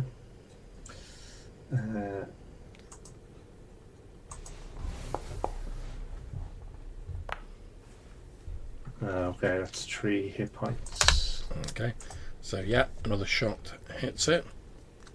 I presume you're all firing at the leader, basically. Yeah. Okay, no problems. So, it gets hit a couple of times, and you notice them sort of like falling back a little bit. They're no longer just sort of like striding forwards. Okay. So I think it's about time we roll to see how the siege overall is going. So Darren, would you like to roll me a d6? Right, yeah. And it's a 5 or a 6 for the defenders. Okay. And I need a 4, 5 or a 6 for the attackers. Which I've failed. So perhaps the damage you've done to the leader causes them to like regroup, and obviously you've burnt their building down. So the evening is actually like relatively attack free, but obviously the area around the outside is still patrolled by the spiders, still covered by the webbing, so it's not like the defenders can just hightail it out of the fortress. However, Brock, during the evening, so see that you sort of like slept a bit during, you're snatching bits of sleep here and there where you can. During the evening, you see the captain of the guard, Captain Nelson. You see him sort of loading up one of the few horses that the sort of fort has. He's like basically putting like a saddle on it and like putting saddlebags on it and stuff like that. It looks like he's getting ready to ride out. What, himself? Does it look like? Yeah, it looks like he's getting ready to ride out. Oh yeah, I should definitely head over and try and grab the reins of the horse. Yeah, that's absolutely fine. You grab one of the reins of the horse. May I ask where you're going? He says, the Lord Kersey has tasked me with the most important job.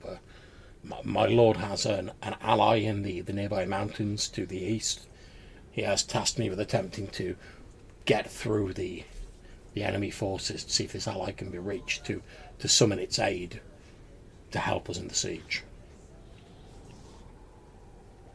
Well, I think your efforts are going to go, well, to no avail if you try and get through there on your own.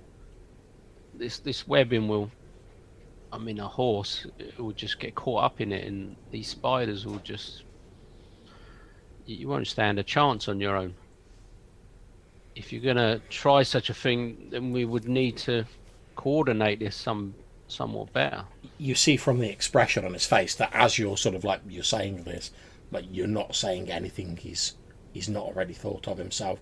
You very much get the feeling that like he's basically doing this like his lord's ordered him to, and he's like loyal to his lord, but he doesn't really expect that he's going to like survive.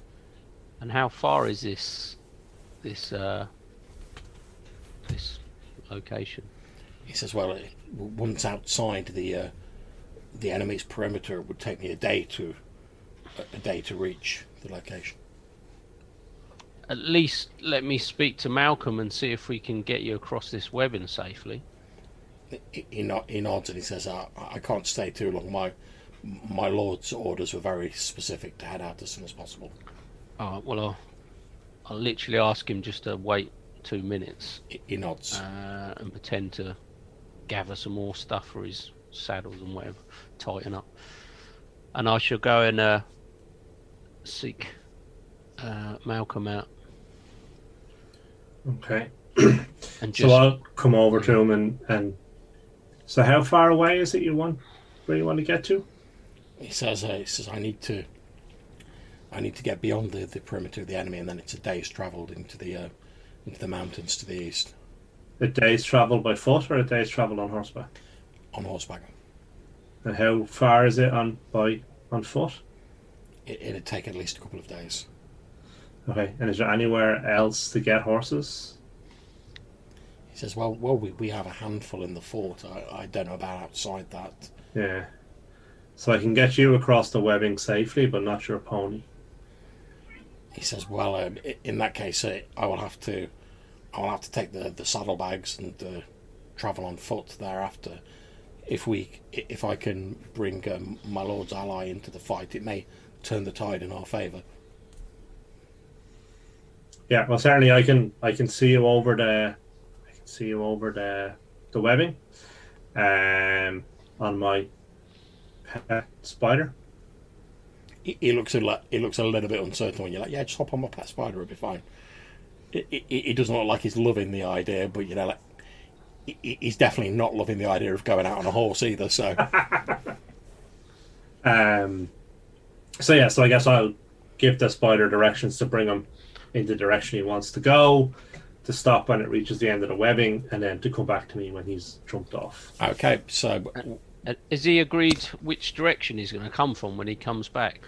Hopefully with the troops. yeah, he says he's heading to the east into the mountains. Oh, so he'll be coming from that direction. Yeah, although you get the idea, because obviously you've talked to him a little bit about this, Brooke. Although he's not specifically mentioned the nature of his lord's ally, you get the feeling that the ally he was talking about, he was using the singular, so he wasn't I'm going to get a passel of soldiers. He was my lord's got an ally. Oh, right. So it seemed like he was talking about one sort of person or one entity. Or can he give us the information on who this is? Yeah, how do you ask him? So where are you hoping to find these troops? Who are you travelling to? He looks a little bit uncomfortable and he says, I don't talk of troops. When Fort Kersey was first being built, there was a creature known as Dramgar that dwelt in the mountains and hills hereabout. My lord was able to reach an agreement with this creature that, in return for sending certain food and supplies on a regular basis, if the fort was threatened, then Dramgar would come to our aid if summoned. It is he I hope to make contact with. What sort of creature is this? He says it is like a man, but gigantic in its proportions. That seems, from my opinion, I don't wish to speak ill of our allies, but seems, from my opinion, to be of relatively low intelligence, but of considerable physical prowess. Well, it could certainly aid in the upcoming battle. Indeed. Well, I can only wish you the very best of luck, and hope you return safely. Thank you. So you all sort of sort out the spider to carry him across the webs. It starts ferrying him across the webs to the outskirts of the sort of perimeter, basically, and obviously then the spider drops him off and scuttles back to you. Now I'm going to ask one of you guys to roll me a d6 to basically see whether he makes it or he gets spotted by the shadow creatures. It's going to be a d6 roll. If you get a 1 or a 2, he's spotted and it doesn't go well for him. I don't know which of you wants to take this mighty responsibility into your hands. Well, after my 2 failures, I think it shouldn't be me. Yeah, I can do it. You can do it. Okay. Well, praise Gale. I'll loot. Good old gal. Okay, so he gets to the outskirts of the perimeter, and he does get spotted by some of the creatures, but obviously he's been living hereabouts for quite some time, so he knows the terrain. You see a few arrows sort of head in his directions and a few blasts of this lightning, but he gets a bit scorched and a bit injured, but he manages to evade them, and you see him sort of disappear into the hills. And at this point, who would like to roll for the defenders? You want to take that, Malcolm? It's a 5 or a 6. You had an amazing run with the resistance rolls. Well, Okay, 4, 5 or 6 for the attackers. Rely on the baddies. See, Messing it up. the again the siege appears to have bogged down into a bit of a stalemate. You know, there's a few sort of like gains on the attacker side, a few gains on the defender side, but largely the attackers are turned back.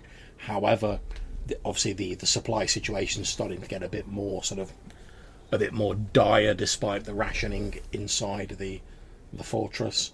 You know, like food supplies are starting to run a bit low. The fuel that's been used for like heating people is starting to run a bit low, and we know it's winter in Valconen now, so the cold can be just as deadly as the dark lightning of one of these shadow creatures. Okay, what do you guys want to do?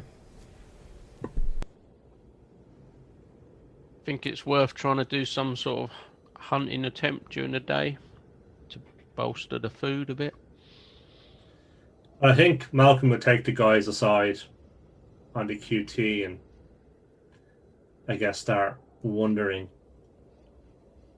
whether we were going fully committed to this enterprise or could see ourselves fully committed to a different enterprise elsewhere. I love the idea of like Malcolm being like, guys, how much do you actually care about these good people in the fortress? I'm just putting it out there. So on our map, was this fort itself one of the sites of the Senna? I'll have to check. Let me just have a quick. No, I thought it was the northern No, one. it's the northern one. You're right. Right. Yeah. However, what I'm also interested like wondering about that, roll me a d6.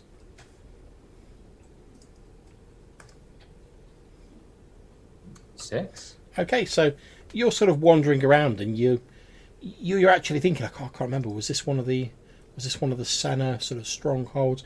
And as you're wandering around and you're exploring it, you satisfy yourself that no, it's not. However, you do notice something fairly interesting as you're sort of exploring. Obviously, most of this fortress is built of wood. You know, people came in, wood was what was available and could be thrown up cheaply. However, as you're sort of looking around, you notice that the fortress appears to have been built on some sort of like stone, or sort of, which was like incorporated into like the base of the fortress.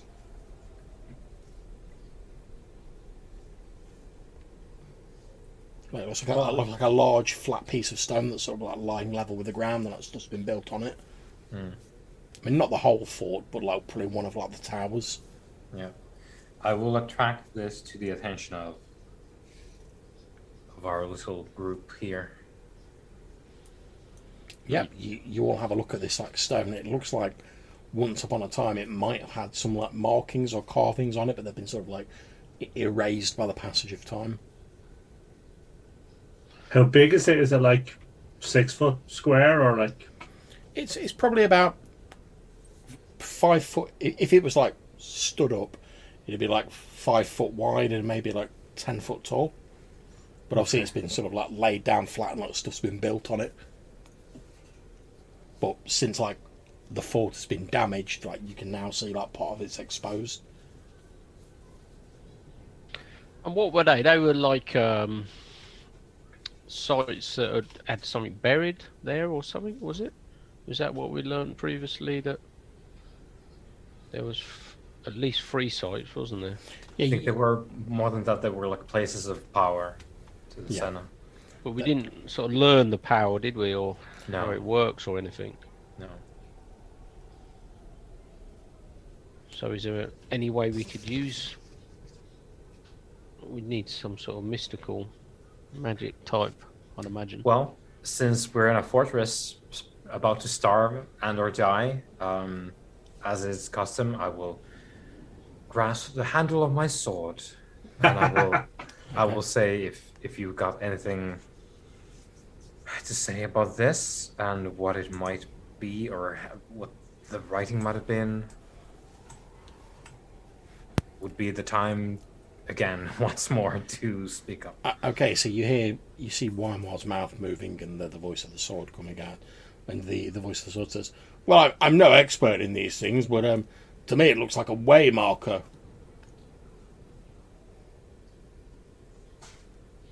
I'll look to to Brock and Malcolm. What's a way marker? Again, Wymore speaking in the voice of the sword says, "Well, from what I'm not really into all of this mystical tomfoolery, but from what I understand, there are these lines of energy that run across Valconan, and those who are inclined to the mystic arts, like the ancient Senna and stuff like that, could tap into these lines and use its power. So back in the day, they set up these stones to like mark where these lines were. I believe they tended to run in sort of straight lines, as far as I understand it. I'm no expert." So does that mean we think the creature's using that for this magic that he's doing? Or are looking for it? Or there. Mind you, we led them here, really, didn't we? Or do you think they were coming this way anyway?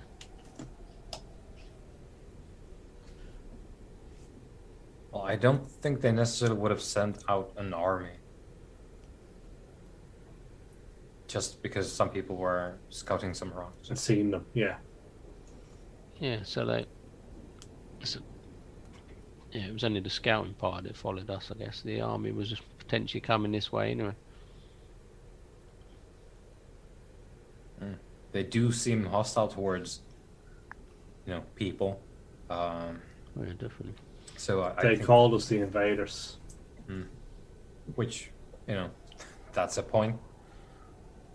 I mean, do my people have any sort of history of these guys? Maybe an Any intelligence sort check. of myths or... Or you can use wisdom if you prefer. I'll just go with the intelligence. Okay, so you know that when, like during the Great Exodus, when like most people went, Valconan's turning into like an icy wasteland, we're leaving, and the sort of like the forefathers of Wymore and Malcolm all headed south on the boats. Obviously, your people stayed behind, and they were like, "We're not having anything to do with this magic. That's caused all the problems. We're going to adopt a simpler lifestyle." You do know that there were rumours of some of like, you think probably like Malcolm's people, the Wold, the elves, that chose not to leave with the boats, and they sort of like retreated to like the remote places of Valconan. But after that, like, you didn't hear anything about them. And obviously you've got legends of sort of like bogeymen and like shadowy creatures lurking in the darkness, but like nothing that seems to apply specifically to them. But they might be some sort of product of the elves that's left behind, or stayed behind, should I say.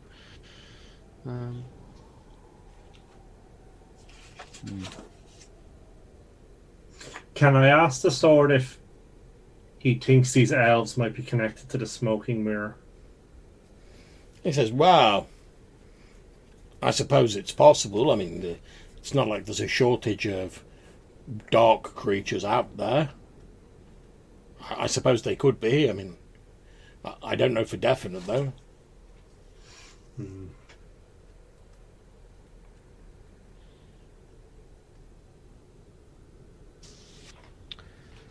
But to answer Malcolm's earlier question, I feel that we should at least wait to see if this guy returns before we try and, save our own necks, if that's what you're proposing. I was just having a conversation. Yeah. But Okay, so it feels like we have to do something to negate their advantage at night. Right. It just, I don't know what that is. It just, Yeah, it seems like it would be hard to generate enough light with yeah. what we have at night. Does your sword generate light? It does. And I think that's probably something we can... It's probably enough for one of them.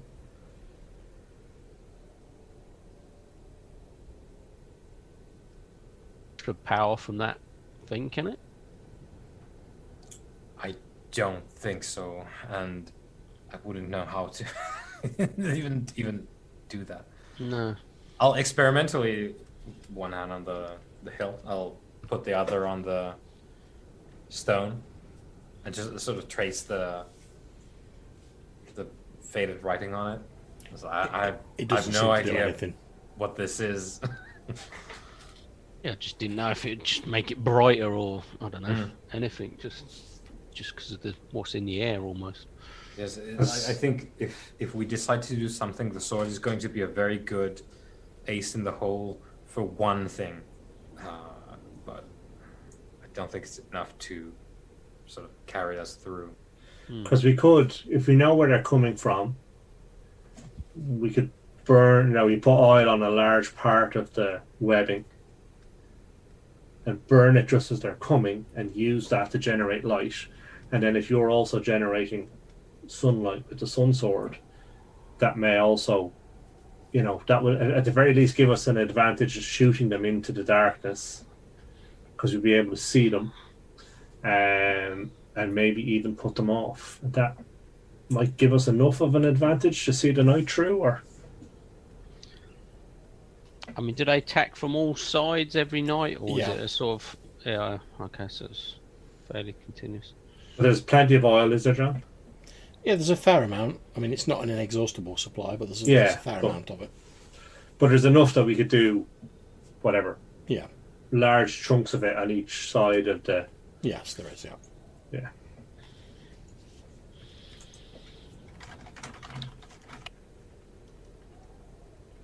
I mean, you could potentially, if you're talking about that, you could potentially make a sort of a ditch full of it, couldn't you? And run it round like a wall of fire to slow them and light them up as well at the same time. It's an awful lot of effort though to dig. And, an awful lot of oil to. Yeah, I don't know how much you. I think it's more. It doesn't seem to stop them. They didn't seem to be concerned by the fire in and of itself. The basic ones were a bit more affected by it, weren't they? Or seemed to be a bit more scared of it. The normal ones.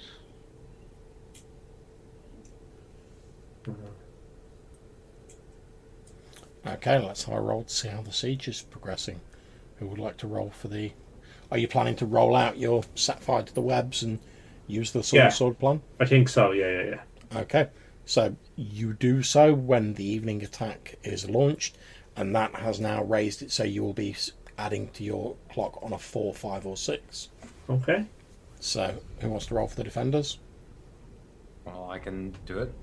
Go for it. Nope. Okay, let's see for the attackers.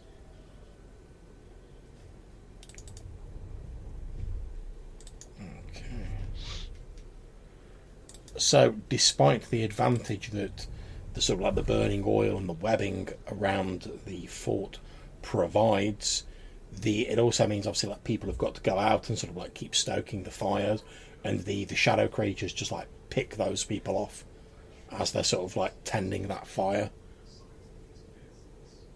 Okay.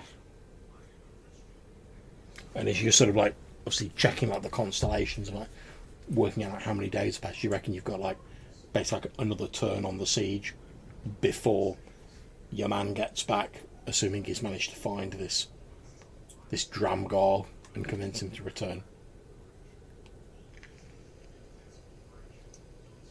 Okay. So it feels like we have some time still. How are we doing on rations and? They're starting to get pretty tight.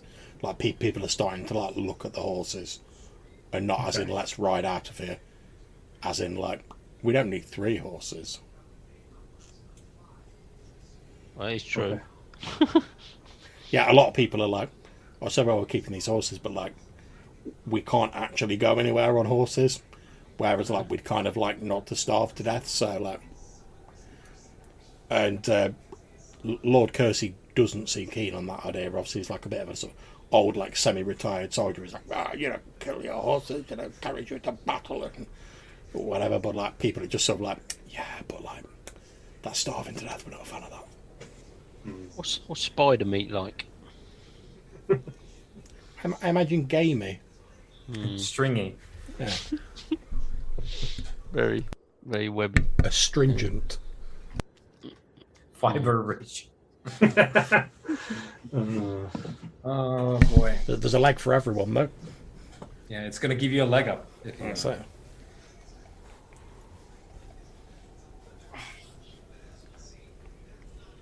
It just seems like there has to be a way to get more information about them. We could smoke old Dobie.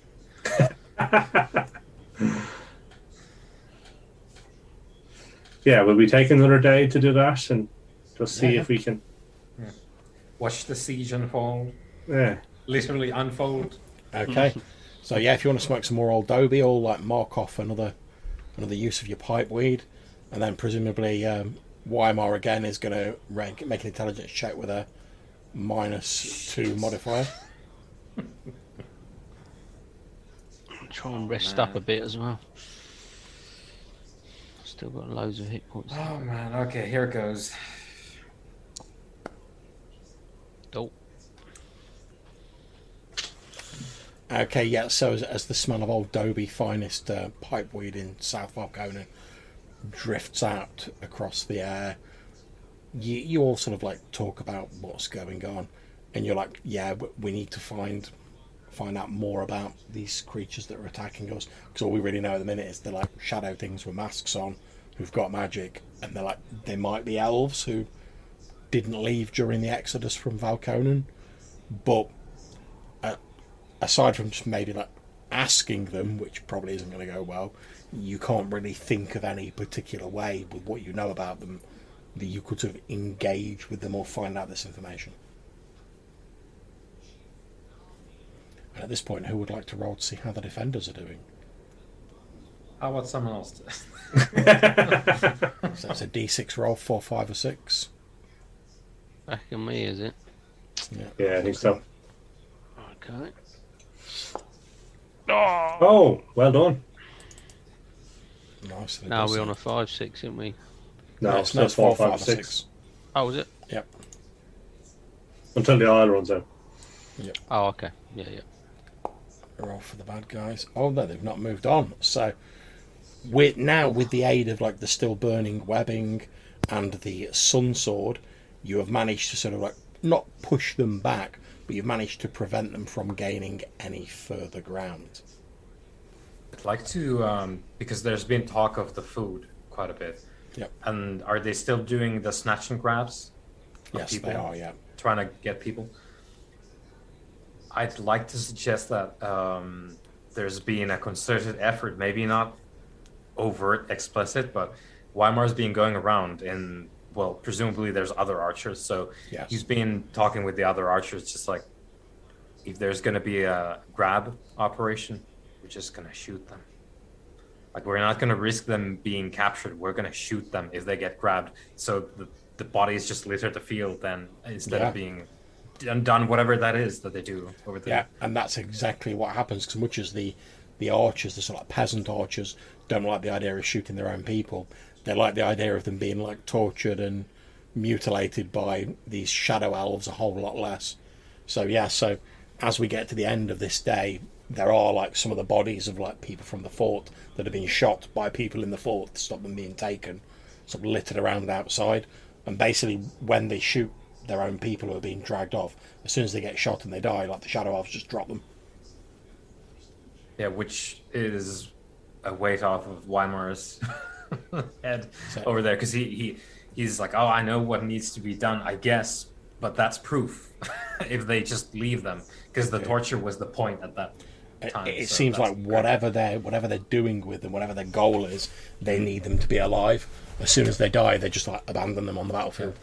So Weimar will be talking more overtly now that we have actual proof. We have proof of concept. They need the torture to do whatever they do. So if someone gets grabbed, shoot them. It's a mercy, and you deny the enemy. So he's sort of trying to sort of muscle in as some kind of a leader figure for the archers, just like, do what I say, because this shit works. Okay. Is it worth going back out to see what they're doing now? It's been 2 or 3 days since we burned down there. Yeah, we could take a look. Well, I think you're the only one that can really get out there, aren't you? Yeah, If probably it's with been a chance of getting back. If it's been a couple days, you have the ring, so you're probably all good to go. Yeah. Okay, so you head out on your spider, and you're sort of you're heading in the direction you went previously. You're about halfway there when you spot a humanoid figure like trying to struggle its way through the web, and you can see like a couple of spiders like closing in on it. Okay. How is it? Big humanoid or? It looks like normal human size. However, as you look closer, you see you recognise it as one of the people who was kidnapped from the fortress. However, as they're sort of struggling through the web, you know that like odd bits of their like skin appear to have been replaced with like this sort of shadowy like essence similar to the shadow elves. But it's just in like odd patches, and you see these two spiders are like moving in on it as it's trying to struggle through the webs. Okay. So I will take a step back and see what happens. Okay, the spiders jump on this person who's like trying to fend them off, basically using a stick, pretty much. You see they're wearing like the remnants of like their breeches, and they're like the normal sort of like canvas shirt that they would be wearing. It's covered in blood. They've got cuts all over them, and like I say, bits of their flesh appear to be this like phasing in and out of being this strange sort of shadow essence. And the person tries valiantly to like fight these two giant spiders off, but it's a peasant fighting against two giant spiders, and quickly the person's like bore down to the ground. You see that the spiders like covering this person in bites. You hear them screaming, and then you see like this discoloration on the sort of patches of them that have been bitten as the poison that flows into them. And after a few moments, you see this person like, so like spasming, like drool and spittle coming out of their mouths, and they shake violently for a few moments, and then they lie still. You then watch as the spiders like vomit this acid, dissolving the body of this person, and then start slurping it up. It's incredibly grim to watch. Okay, so I'll take the wide berth and keep heading on to see. Okay, is there anything in particular you're looking for? I guess I want to see if they've rebuilt the building, what's going on in their camp. Okay, any sort of information. They don't appear to have rebuilt the building. They now just appear to be like torturing people in the open air. Okay. They've basically just sort of like staked people down to the ground, and they're like continuing the dissections. Or they only have like a few people now because they've not been able to gain any recently because of Weimar's sort of like scorched earth policy, you know, like shoot someone if they get taken. So there's only like a handful of captives they've got. But you see all of these captives they've got, they all appear to have like random patches on their body which are where the flesh is gone, and there's like just this like shadow stuff. Okay. Okay. Then coming from the far distance, you hear a loud screech, and you watch as you can see the leader of the shadows. He's like stood with his back to you, facing away. You see there's like a person like staked to the ground at his feet, and he's like bent over them, so you can't see like the upper half of this person. He drops something with like a wet plopping sound on the ground next to himself. It falls into the webbing. Then he like reaches down, and the screaming rises in pitch, and you hear like this like wet tearing sound, and you see from behind this shadow elf hold up something, and as you look at it you realise it's the skin off this person's face. And then you basically just see him sort of, his hand drops down like that. You don't see what's going on. Then he turns around, and you can see like the skin is now on his face. It's now his face. Okay. And you can, as he steps away from the person to talk to one of his minions, you can see this person lying on the ground, their face with the muscle exposed as the skin has been removed from it. Okay. And how many captives do they have? Romeo D8.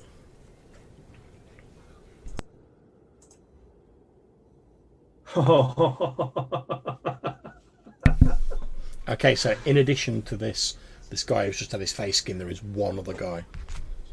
Okay. So I would like to shoot both of them to put them out of their misery and to deny this creature whatever he wants with them. Okay, now I'm not going to make you roll to shoot them because they're static.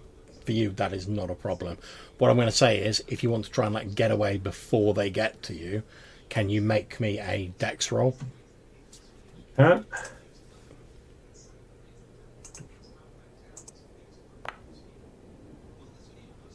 A success. Okay, yeah, so obviously they do spot you as you're like, you kill these two people quickly, as painlessly as you can, headshots effectively, like through the eye and into the brain. You're spotted, and again you see these silver masked creatures like flow out, and again there's this blast of this eldritch dark lightning in your direction, but you pretty much went and then just like turned the spider around and started going. Yeah, so by the time your arrows have hit home, you're already like heading away. So a couple of the blasts sort of like singe you. I'm gonna say you take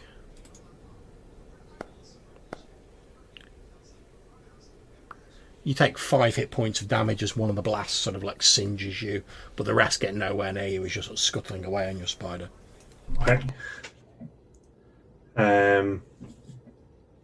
So I head back to the fort and explain that it seems like that these captives are becoming more like their captors, and that maybe this is a form of adding to their army.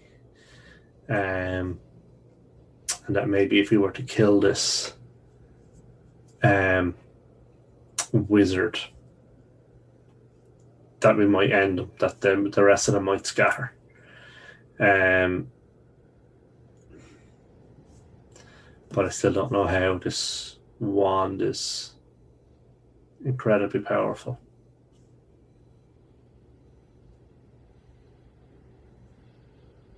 Should we try and lure them out? A little bit? Did they seem to follow me this time at all, John?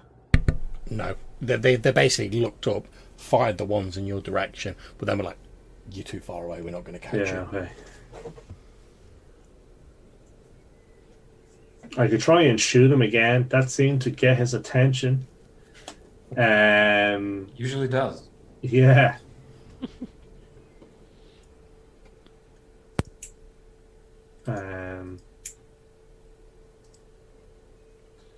It's just the wand is so powerful. We couldn't be sure you'd make it back. That is a point. So obviously, like you've been fairly lucky with like your wand saves and getting half damage. So how about we pitch a plan to the locals, make a spearhead, try and get him. Then, well, not everyone's going to come back, but that's how it is. But if we go in there with more bodies, they're down bodies now. We know that. So... How many of them did I see in the camp, John? You saw the 4 silver masked ones, the leader with the flesh mask, and maybe half a dozen of the foot soldiers. Okay. And are the battles at night getting smaller and smaller? They are, yeah. Okay, so we think that these 10 or 11 might be all that's left? Possibly. And whatever number of spiders. Yeah. You do notice sort of like that the spiders are now taking part in the sort of attacks in the evening. So almost like as they've lost like shadow elves, they've had to like call in the reserves. It's just how do we get everyone across there without... We somehow need to get them over the spiders. Well, again, if the captain's gone to get this so-called giant or large guy, then if we can hold out for 1 or 2 more nights and then make a final push, Yeah, when they a turn. last charge sort of thing during the day. So I guess that would be a thing then. We need to get everyone ready, and it needs to be everyone. I think if we wait During the long day. enough, it doesn't even matter if there's people defending the fort at that point. So if we want to wait for whatever, if the reinforcements are coming, when they do, we need to be able to have a push ready with everyone on hand that can actually walk forward towards the enemy. So do we want to pitch that and then sit around and wait? Or... What we could also do in the meantime is damage the spiders during the day. That's true. Attract them one at a time. Burn them. Just to whittle down their numbers. So how about this then?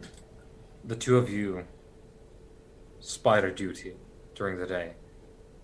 Yours truly, drilling everyone in what we're gonna do, and then we just do that until we run out of food and die, or This Dramgar arrives. How confident is Lord Kersey that this creature is coming? He seems pretty confident. Okay. If we have asked him, John, would it have been possible to take a browse through his thoughts with my steely friend? Yeah, that's absolutely fine. So if we've sort of touched on the topic, like, oh, so we're looking forward to the arrival of your ally, my lord. When do you think that will be? And then thought link.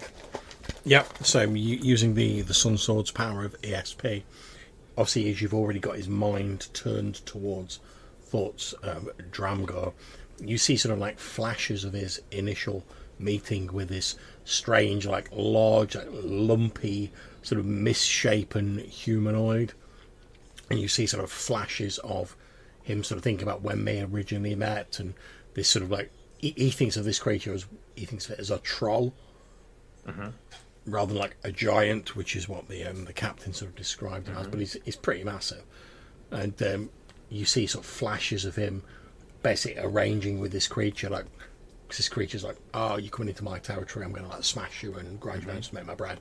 And he was like, well, you could do that, but then you've got to like get your own food. How about you like leave us alone, because we're like, actually over here away from you, and on a regular basis we'll send like food and victuals to you.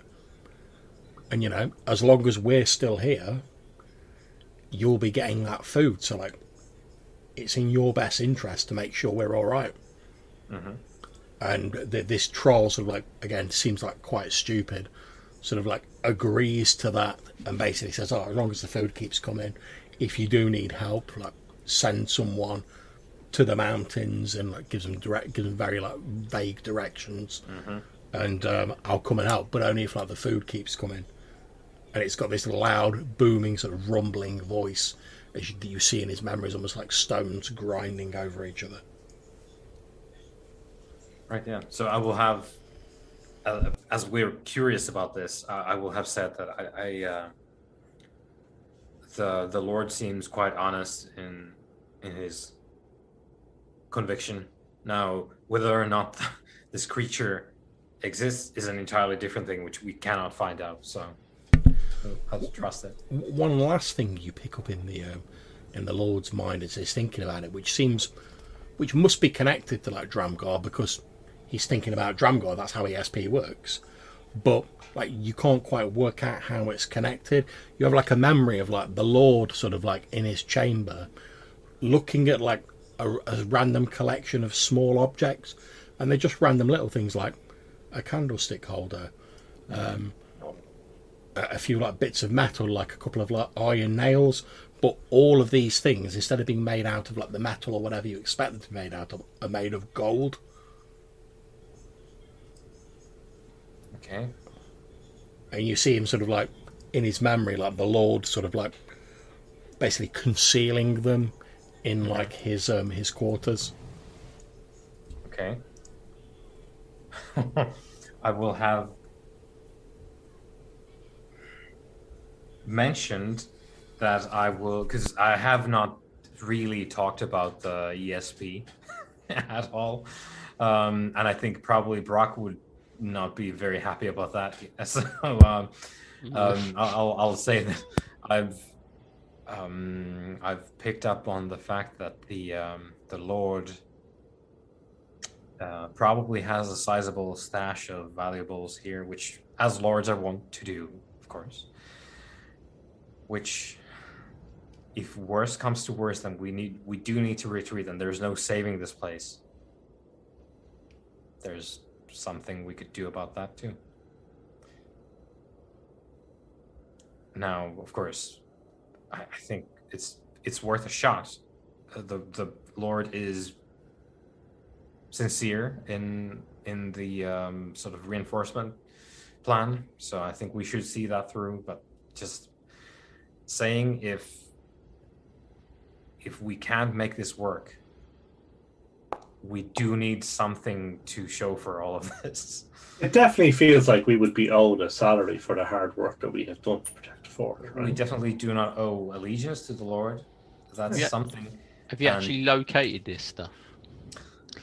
I will make vague allusions to, in the Lord's, it must be somewhere where the Lord can immediately lay a hand on it if need be to abandon the fort, so probably not deep in a locked vault, so probably somewhere close at hand.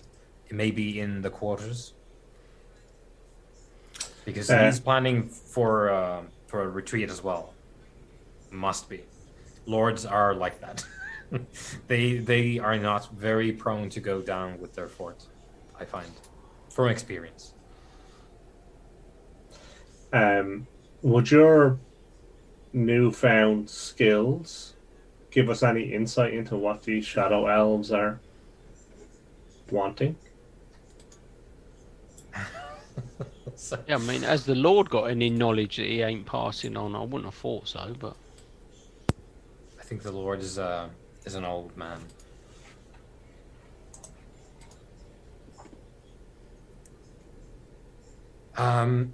But I guess if I don't remember if I did it, probably not, because we had better things to do, trying to flee for our lives. But I guess during this, if we go ahead with this plan, there's going to be times during the nights that there's going to be a night raid, and if such does in fact happen, John, I'll try and make a swipe at one of the shadow elves with the ESP. Okay, no problems. Give me a So, moment. do we want to commit to the plan of, whittle down the spiders during the day, make a plan for an attack when the reinforcements arrive? Yeah, I think so. yeah, it just depends how deadly these spiders are.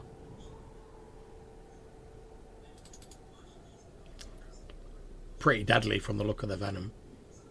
Yeah. It's just no one's actually witnessed anyone, well, apart from the guy that didn't stand a chance, actually sort of getting bitten and actually failing a saving throw against one of these spiders, is what I meant.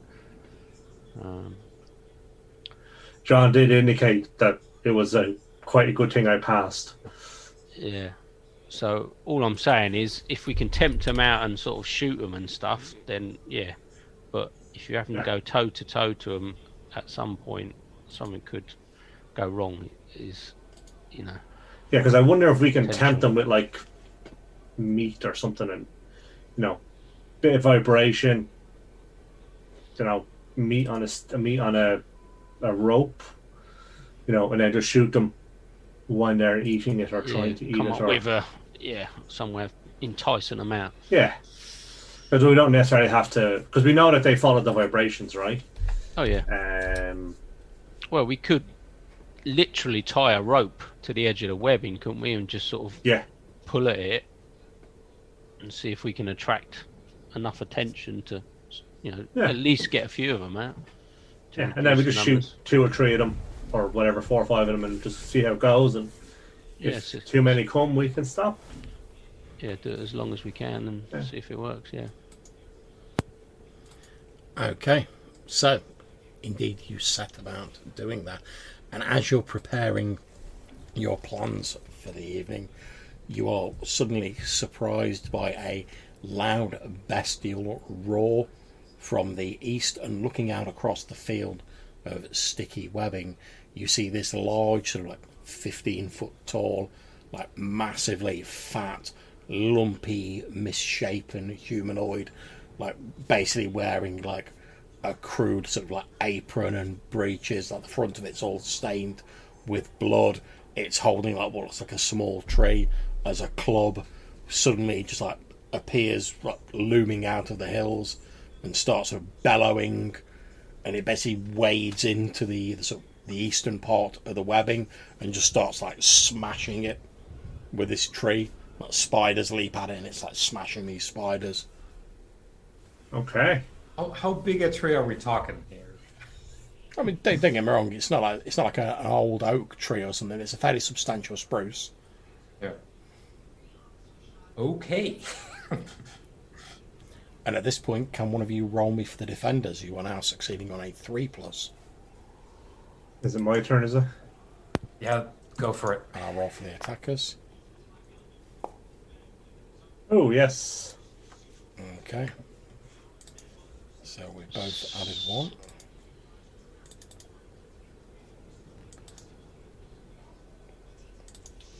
So again, night raids are launched, but they've effectively had to split their forces to like deal with this large sort of like trollish like creature that you assume is Dramgar that has appeared. So they're unable to focus their full sort of weight on the fort. I'll try and do the ESP trick in the night on one of the shadow elves if I can. Okay, no problem. That is absolutely fine. So you grip the hilt of your sun sword. You concentrate in like the direction of one of these like foot soldiers of these creatures, and as you're sort of like your mind links with it, you sense this. You feel like this cold or something. You know, if you get like brain freeze when you eat an ice cream, that sort of like goes through your head, but you gain like an empathic understanding of the creature's thoughts, and you, as you sort of scan its mind, you know that you know a few things for certain now. One, they hate you guys because, as far as they're concerned, like you guys, like, and your sort of forefathers abandoned this place when the going got tough, and now things have got better. You've just like strolled back in and been like, "Oh, this is ours again," and they're like, "No." They're also absolutely furious because apparently, like, some idiot's been like selling mining concessions in the mountains far to the northeast, which are their homes. So the other fort is fucking their territory up, I Yep. guess. And third, they also have almost like a sort of like religious reverence for like the way marker that you discovered earlier, and they think it's like blasphemous that like the humans have just been like, "Oh, here's some handy stone, let's build on it." There's a house on top of your sacred thing. That's it. So it's that like triple threat which has sort of led them to finally taking action, because initially they were like, "Yeah, we hate these guys," but they're like, "Over there, we've got other things to worry about." Then they were like, "Oh, now they're over here," and they're like delving into all like mountains and like messing with our territory. And then obviously when they've come here, they're like, "Oh," and they're built on top of one of these sacred stones. Oh, it's on. You don't get specifics, but you also get the vague feeling that obviously you're not sort of scanning one of the sorcerer's ones, but you get the feeling that whatever they're doing with the captives they had, they're not trying to transform people into them. It's almost like the opposite. They're trying to work out how to transform themselves into the people. Into people. Yeah. Well, they are persons, obviously, but into our kind of people. Yeah, into like flesh and blood rather than like some living shadow. Physical creatures. So with these revelations, I will have confided in Malcolm in the dark hours of the night. And I will have put out the disclaimer as well. Like, I know that this is something that a lot of people would find objectionable. And I'd like to state that I actively avoid doing it. I find it uncomfortable personally, and please don't tell Brock or anyone because this is something that is going to get me hung or burnt at the stake. Yeah, but it might stop you getting tortured by shadow elves.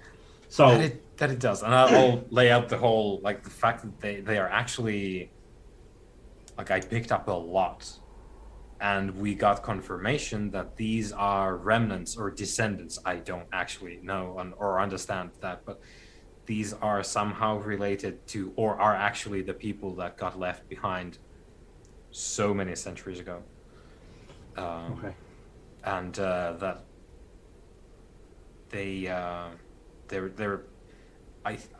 so this is Weimar explaining that my idea is that they're trying to recapture whatever they've lost since. Okay. So grasp something that we have, which they don't, which is bodies, maybe?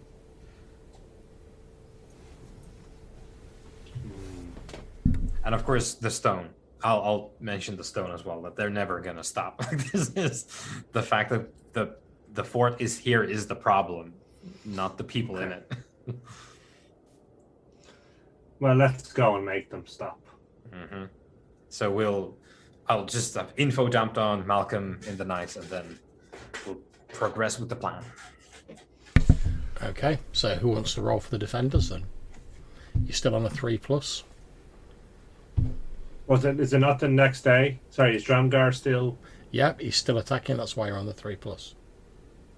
Okay, but so we rolled, and then we talked, and then it's like the next day. So do we get to do something today? Or Yeah. If you want to do something else in the meantime, feel free. Yeah, so I think what we want to do is basically we're going to go, right, and we're all going to leave, start burning the webbing, and move towards this Dramgar. I think trying to punch through the lines is the action of the day. Okay, so as you're burning through the webbing, obviously you will attract the attention of the spiders. So let's see how many of those you attract the attention of. 4 of them. Okay, so who of you are actually sort of like going out and like burning your way through the webbing? I'll be there as well with, the dramatic reveal of. Yeah, no problem. You pull the sunset out. So I thought the idea was to take basically everyone, wasn't it? Yeah, I think so. Yeah, I think if we have managed to, the Lord might just say no, I guess. Yeah. So because I've been laying the groundwork for this, how's the Lord reacting to our initiative, John? He's obviously not keen on the idea of sort of sending everyone out there, but supplies are running low. He's got to face facts that, like, you can't hold out forever in the fort, and given that he's like an old sort of retired warrior, he'd rather sort of like make like a last heroic charge. Yeah, it's got to be the ride out with me. That's it. When you sort of phrase it like that, he's definitely like, I'd rather go for one last glorious charge, sort of like into the teeth of the enemy, rather than sort of like sit here and die like a frightened old man, like starving to death. Yeah, I'll help him put on his armor all night. Just strap it on during the day, sally forth. Okay, make me a charisma roll. Oh boy. Where's Gale? Yes. Okay, so he looks at you and he says, "Oh, you've helped him on with his armor, getting ready, etc., whatever." And he's like, "If this is the last charge that we make, and this is the fall of Fort Kersey, I just want you and your friends to know that we would not have lasted anywhere near as long without the aid of you and your fellows. And whatever happens from now, know that I'm grateful for it." And he sort of he disappears into like one of the towers, and he comes out a few moments later and he says, "In case I don't make it, I want you to have this." And he like passes a small object towards you, and I'll take it. you take it off him, and it's an onion, but it's made out of gold. And I don't mean like, oh, it's a good carving of an onion. It literally looks like an actual onion made of It's gold. an onion that has somehow become gold. Yeah, it's like King Midas went, "Oh, I fancy an onion," and like touched it. So I'll look at it, perplexed, and bob my head a little bit. You have my thanks. Into the bag it goes.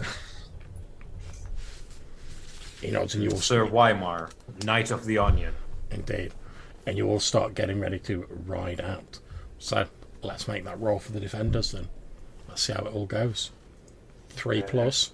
Is it me or is it you, Johannes? I guess I can do it. Okay, that works. Yeah. Come on. Oh, Yeah. yes. Okay, so that's an extra 1 for the defenders. Let's see how the attackers are doing. They're still on a 4, 5, or 6. There's an extra 1 for the attackers as well. Oh, it's coming down to the wire. Okay, so before you guys can get to Dramgar, you obviously there's more than 4 spiders, but like the 4 spiders are like the ones that are like near you guys.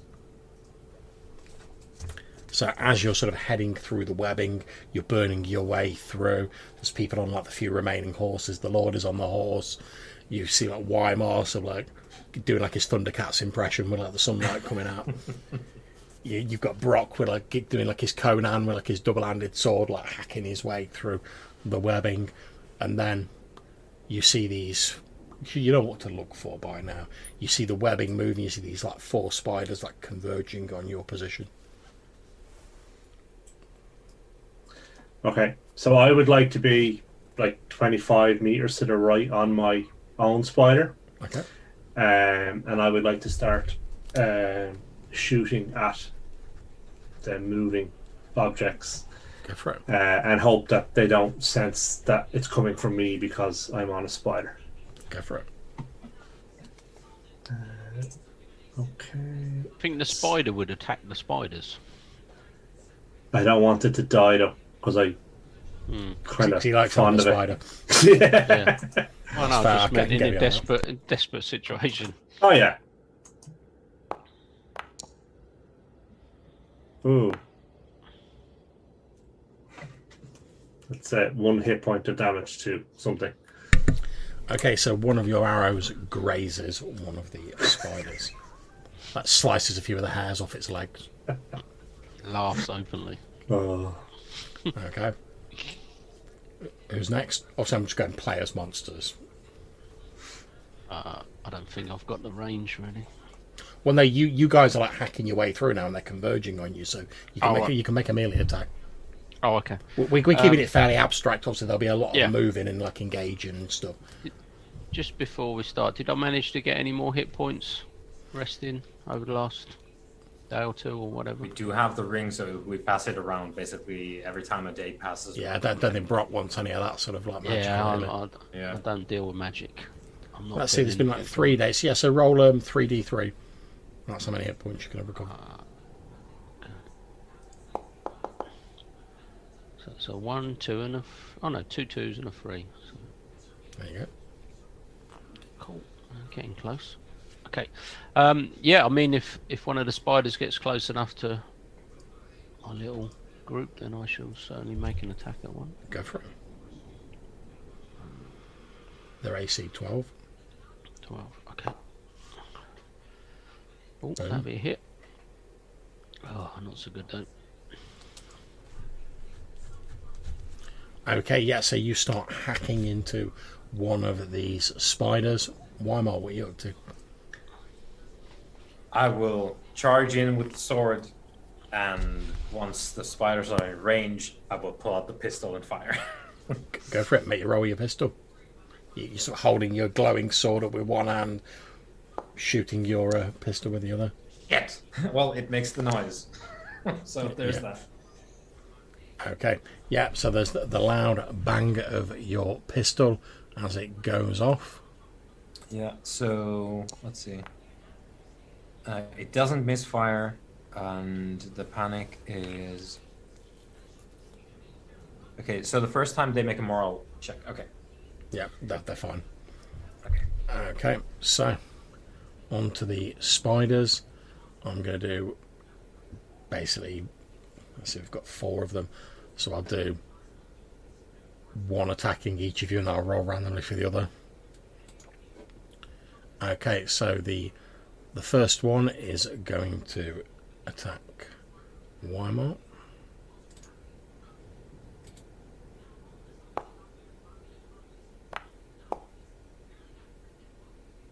Gets nowhere near. Next one on Brock. That's not looking good. Okay, Brock, you have taken 6 hit points of damage as one of these spiders hurls itself on you and bites in with its fangs. You need to make me a poison save. Okay. That's the right one. Okay, so there's like a burning sensation in the like your bicep where it's like bitten you, but you manage to shrug it off with your natural toughness. Okay, so 1 attacking Malcolm.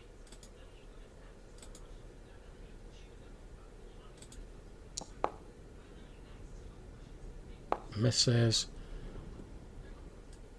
And then the final one I'll randomise. Is attacking Weimar.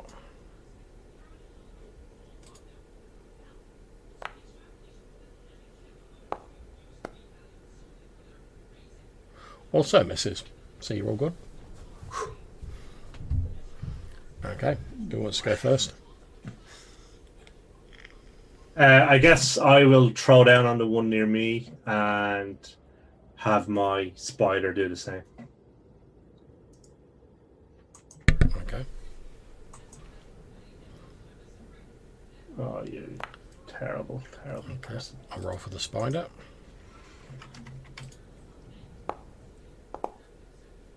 Are they +1 by any chance? Yep. Okay, so that's a hit, but I have no idea what the damage is. Okay. So your spider tears into the other spider, slaying the one that was already injured, so there's 3 remaining. Okay. It appears as though spiders aren't really given to like the touchy-feely, you know, like, oh, we're all spiders, let's just like relax. They really don't seem to be like buying into that whole vibe, so it just like tears into it and like, kills it. It might be a female one, probably killing the males anyway. That's it. Okay, so who's next?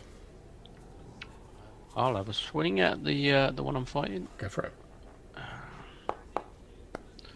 See if I can do better than last time. No. Okay, so you do hit one of the spiders with your sword, and you like slice the end of one of its legs off, and there's like a brief spray of ichor as it sort of like scuttles a bit backwards away from you. Okay, Weimar, what do? It's too Okay. agile for me. Pistol goes back into the bandolier, and it's time for the sun sword. Go for it. And here goes. Oh, nice. Oh. Now we're cooking with the sun. Okay, so one of the spider where Brock has like sliced the end of its leg off, as it scuttles back to sort of like get away from him, you literally like jump on it and like plunge your sword right through the middle of it. There's a sort of hissing and a smell of burnt fur and flesh as like this like burning hot sun sword like plunges into it and like cauterizes the wound as it does. You pull it out and the spider literally just like goes like and collapses to the ground slowly, sort of like with a sort of muscular motion, slowly just twitching. like curling up as it dies. There are 2 remaining, so I'm going to roll for them randomly, see who they attack. So first one is attacking Malcolm, and the second one is attacking Malcolm. So Let's see if it's Malcolm or the spider. So the first one is attacking Malcolm's spider. And the second one is attacking Malcolm. So the one on Malcolm's spider.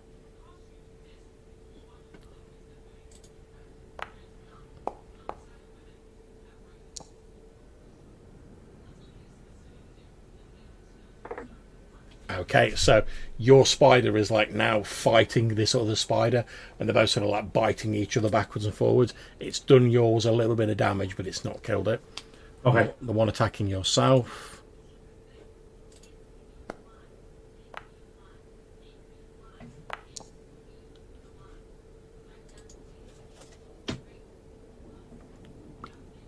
Doesn't manage to bite into you. You manage to like fend it off from the back of your own mount.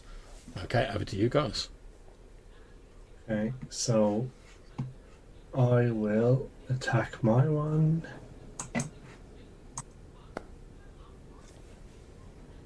And miss. And my spider. Ooh, has hit. Okay, so roll a d8 for the damage. Ooh, 2. Okay, so again, your spider starts tearing into one of the two remaining spiders, chomping down on it. Although they don't seem to be bothered by like each other's poison. But that's not exactly surprising, is it? Okay, so Brock. I'm gonna wade my way across to where Malcolm is and try and attack the spiders he's fighting with.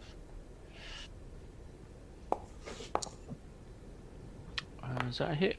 Is it 13? That is indeed a hit.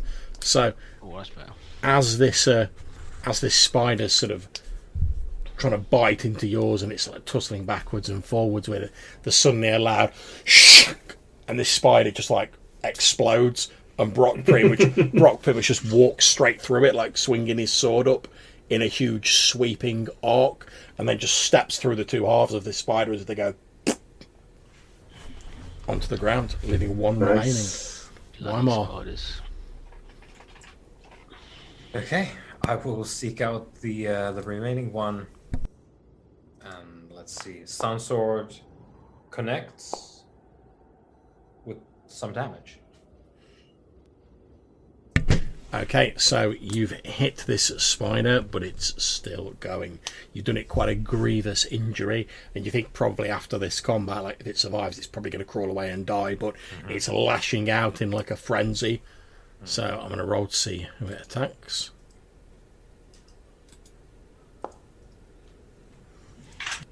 Okay, it's going for Brock.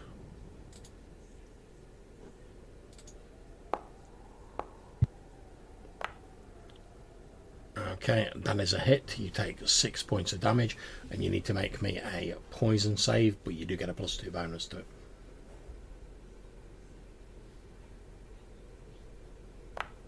Roll it first. Oh. Oh, that'll do. Okay, yep. So again, it bites into you. You feel this brief, like burning sensation in the area where the bite mark's gone in, but again, you manage to shrug it off with your Ice Walker toughness. Okay, back to you guys. There's just this one sort of half-dead spider remaining between you and Dramgar. It was just like wailing around on like other spiders, just smashing them up and down with his tree. Oh, that'll do. Ooh, that's probably a dead spider. Yep. So The next spider over dies. yeah, so as this thing's sort of like crouching down, ready to leap again at Brock, as it leaps through the air, you like leap up to meet it, Weimar, swinging the sword down, and pretty much detonate it as you like continue on forwards through like the mist that was once its body, and then put it like a couple of like steaming legs fall to the ground at either side of you as you land. So remind me, as I seem to have forgotten, is the Sword of Respect a longsword or? Yeah, longsword, yeah. Yeah. I just because I realized that I don't actually remember what that was. Yeah. Okay, so Right. you've reached Dramgar. You can see this big like misshapen like humanoid wailing around with this tree, like smashing spiders left, right, and centre.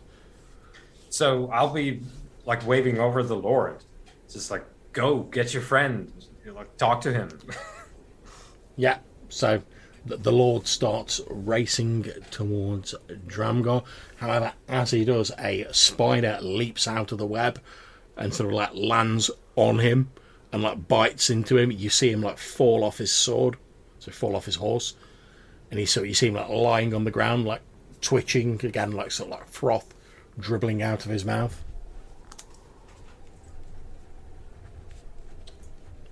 Does he have his horse still? Is the horse okay, or The horse is still there, yeah. But obviously he's like slid off it and he's like lying on the ground like. yeah? Shit, Malcolm, can you ride?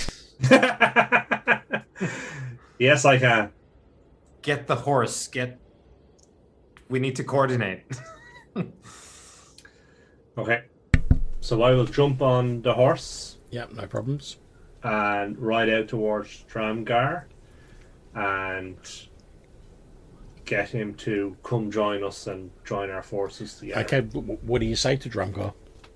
As you get level with him, he finishes smashing the last of the spiders.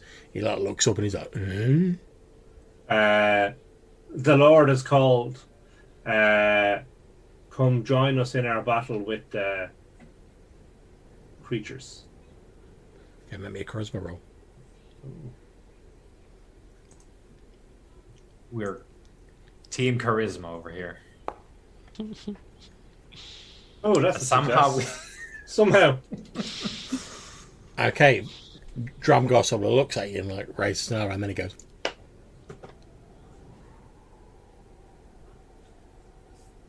Okay, and I guess I'll throw in whatever rations I have. yeah, Left. you obviously cross your rations off. You basically like, throw like a load of rations at him, which he grabs and he's like, bits of food like dropping out of his mouth. And then he just like turns back to you, like licking his lips, and he's like, and he starts like lumbering after you. Okay.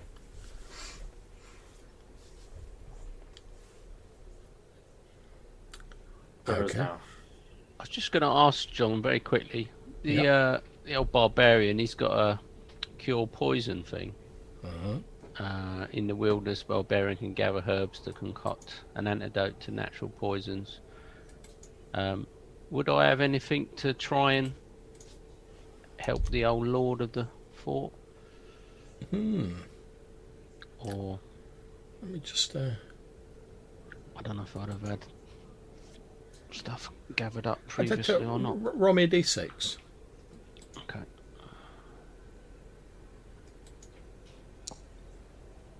Two. Yeah, you've got like a few herbs because you said earlier, you were trying to do a bit of foraging, to like reinforce the food supplies. You've not been able to go out properly hunting, but I think it's reasonable to assume you've maybe like picked up a few like plants and a few bits and pieces when you've been like around the fort and stuff like that. So yeah.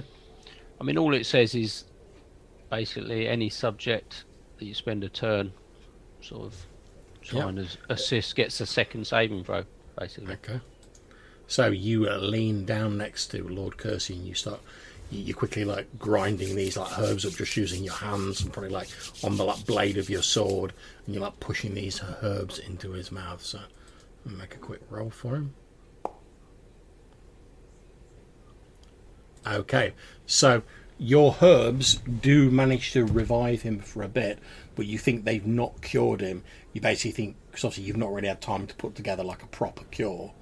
You think basically all you've done is like delayed the poison, so you've maybe bought him like a couple of hours, but like he's going to be getting progressively weaker, and after like a couple of hours, like the poison's gonna do its thing, and he's going to be brown bread. So you basically bought him like a last hurrah. Okay, well I'll try and help him back up onto his horse if he's up for it. You help him back onto the horse, and he sort of he nods at you in gratitude, and he's like you see like he's like wincing painfully because obviously the poison's like working its way through its system, and he says, "Thank you, at least with your help, I'll have the chance to die as a warrior should, in the saddle of my horse, thrusting my weapon in the faces of my enemy." Yeah, and I sort of salute him with my sword, sort of as a sort of warrior gesture type. He nods and he sort of does a bit of like he like clasps you by the shoulder. And then he says, well, my time is shorter, but at least if nothing else, I can buy you and give you a distraction and buy you the time to do what you need to do. And then he basically like turns his horse round and he pretty much like charges straight towards the enemy, like screaming and like waving his sword about. Right, so he's gonna catch a wand real soon. We need to. This is it. As he's like riding across, you see like a couple of arrows like thud into him, and he's like, you see he's basically like holding onto the reins, like barely holding his sword up. You see he's like getting progressively like greyer, paler as like the delayed poison is like rushing through, and it's just sort of like, you see he's like, he probably like what the effect of the poison is going to be, Brock. So you're guessing he can probably like barely see. He's just sort of like holding on and like waving his sword around. And like say that another couple of like arrows hit him and like sticking him. Have we got anywhere near the sorcerer? Yeah, you can see the shadow sort of sensing perhaps imminent victory. The shadow creatures are like surging forward. The leader and his like cadre of sorcerers are at the front of them. You can see like black lightning crackling out from the wands that these 5 creatures are wielding. You can also see that in like his other hand, the leader's carrying this like dark wood staff that I mentioned earlier. He's sort of like walking across with that and like sending lightning barreling out with his wand. Okay, so I think I want to get right up in his face and try and knock this wand out of his hand while my spider bites him. Okay, so make an attack roll, like a melee attack roll. If you hit him, you won't damage him, but you'll have knocked the wand out of his hand. Okay.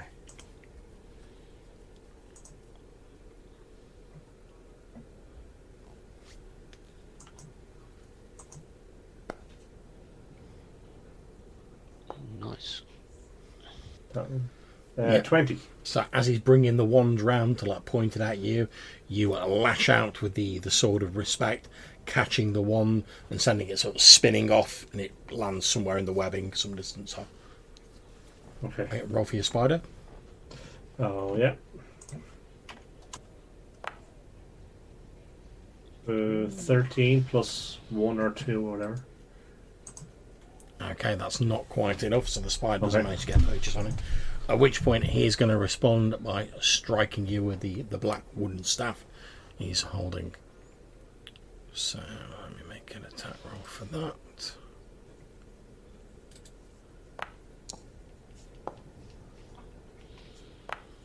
Okay, so surprised by your flagrant disarming of him, he's a little bit slow to get to his staff. He swings it at you. You sort of like sidestep out of the way, and as the staff like hits the ground, like it basically like smashes a huge hole in the ground, like far more than you would expect from like a standard wooden staff. Okay. And you're like pretty sure that would have been incredibly nasty if like it had struck you. But like he's a bit slow and a bit surprised by your action, so you like sidestep him. Okay.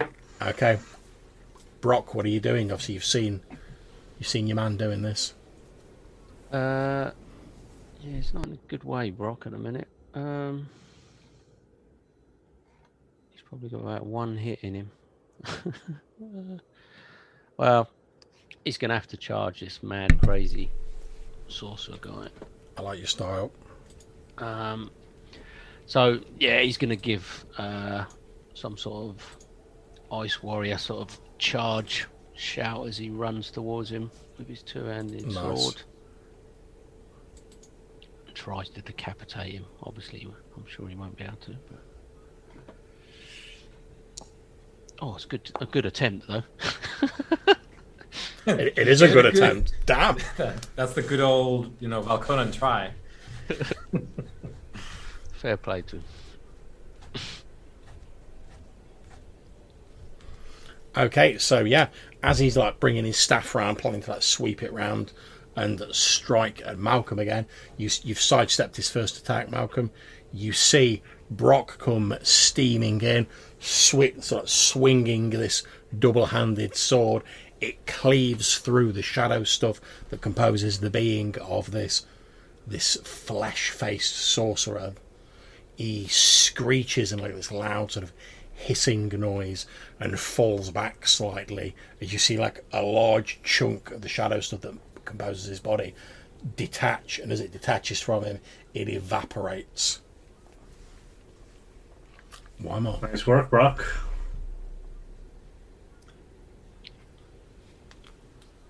I guess we're working on at least the theory that if we take him, or this flesh masked one down, that something will happen to our benefit. So I guess I would be like trying to flank while this is happening. Get out the shield. Luckily as well, you do have the advantage because while the other like 4 sorcerers are there, like Dramgar and like the rest of the people are like sort of keeping them occupied. Yeah, that was kind of the idea behind the like, let's get all the bodies in the field because then there's too many targets for them to just burn. So yeah, we want to, of course, we don't understand what the staff is as well. Seems very dangerous. So Weimar's been trying to get to a flanking position, like I said, with the shield out now, because now it's real playtime, and trying to come in with the sun sword, trying to sort of fence more than like do the overhand overhead swings. Okay, here goes. And I'm sure I asked this last time, John, but I will ask again because I forgot. I'm pretty sure they're not undead. They're not, no. Yep. So here goes. That's a connection, I believe. Ooh. Ooh. Okay, yep, you strike a very palpable blow with the sun sword, and this does seem to injure the creature, and it like again it shrieks out loud as part of its being is shredded by the sun sword. Okay, over to the mage. I'm just going to roll randomly to see who he attacks because you're also wailing on him. Okay, so it's going for Weimar. Makes sense. Yep. Okay, so he's using his Shadow Strike staff. However, again, sort of forced back by the purifying fires of the Sun Sword, he's sort of like he's trying to block you more than he is trying to hit you, so that he's not able to get a blow on you. Okay, nice. Over to you guys. Do this.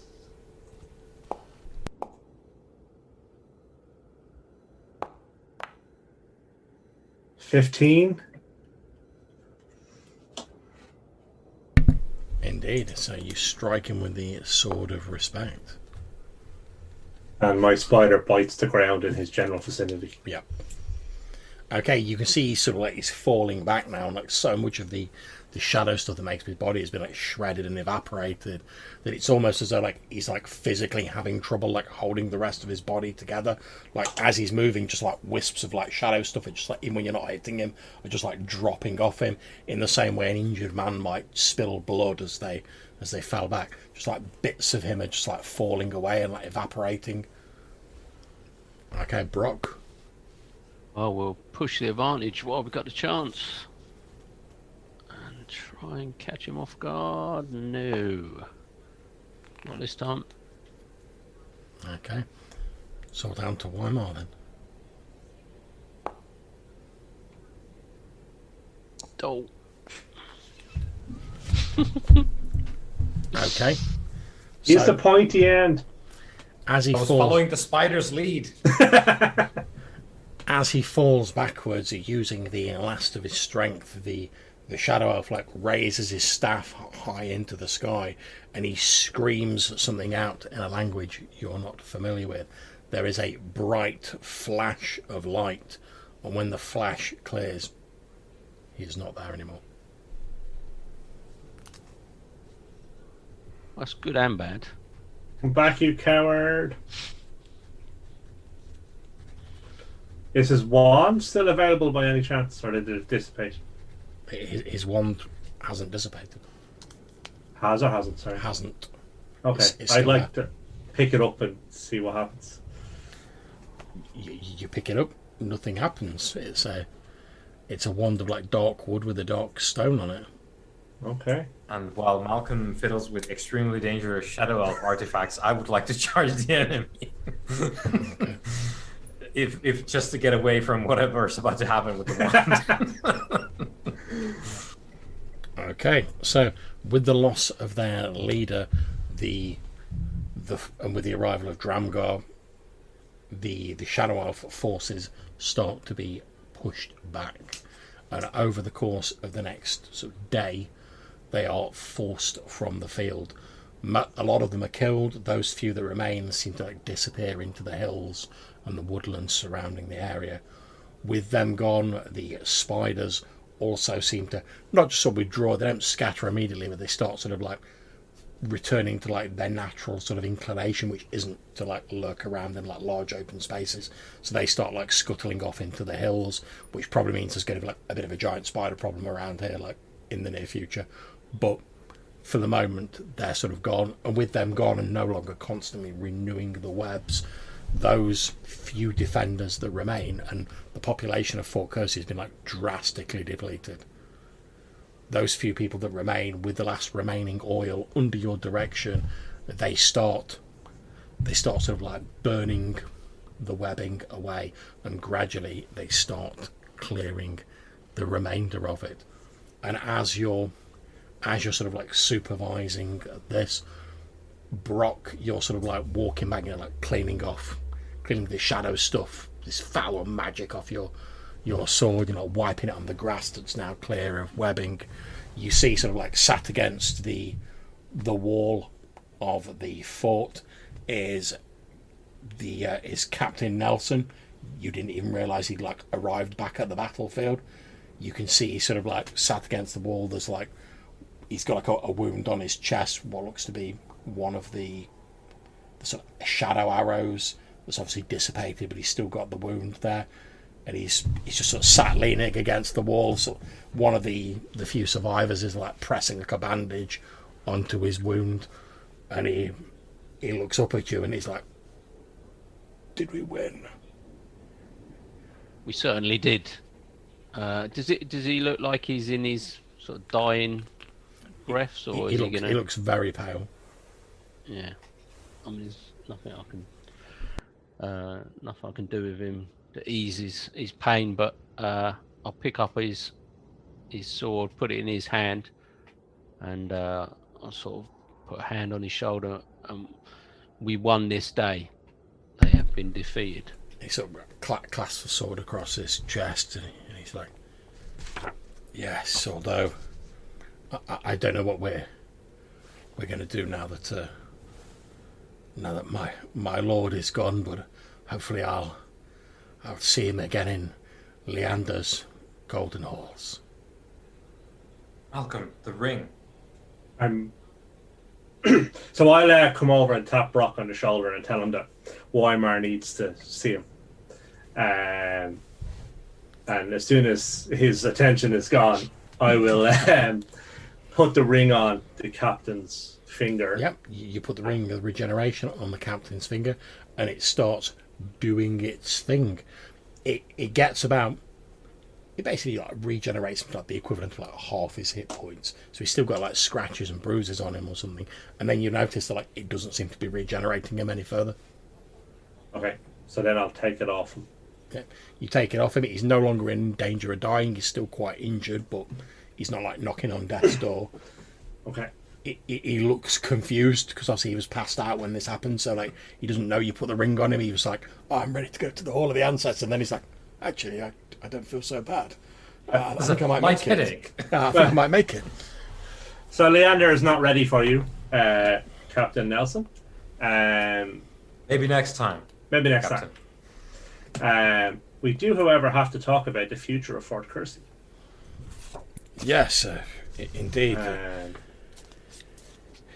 We have like a smash cut to like the sort of improvised like command tent with you all sort of sat round there.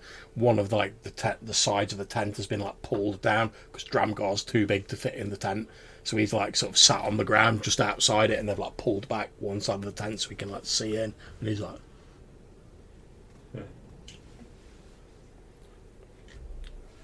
So he says, "You're right. We do need to discuss what's going to happen with Fort Kersey now that my lord has passed beyond the world." So we believe that these creatures worship the stone that the fort is built on, and that they will always return here. We suggest, with respect to the few defenders who are left, that there probably isn't enough here to defend the fort again, and would offer you the haven of New Zealand and starting again. We have contracts with traders in Rohaleen, and traders are on the way. We have much stronger defenses.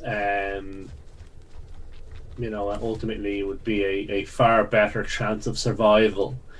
It's closer to the sea and the river. Food is not as big a risk, as difficult to come by. And like I say, this way marker is a relic of these creatures, and they will most definitely return if you stay here. He looks thoughtful for a few moments and then says, "Yes, I think you're right. There's not enough of us here to hold the fortress anyway, even if we decided to do so. And if we did, it would take some time to get new people in to settle, to rebuild. Given what you've just said about these creatures returning, I think you're right. It's probably best to abandon the fort, especially with the harshness of winter coming in." Indeed. But I will, speaking on behalf of the survivors of Fort Kersey, I accept your generous invitation. And he sort of shakes hand. Okay.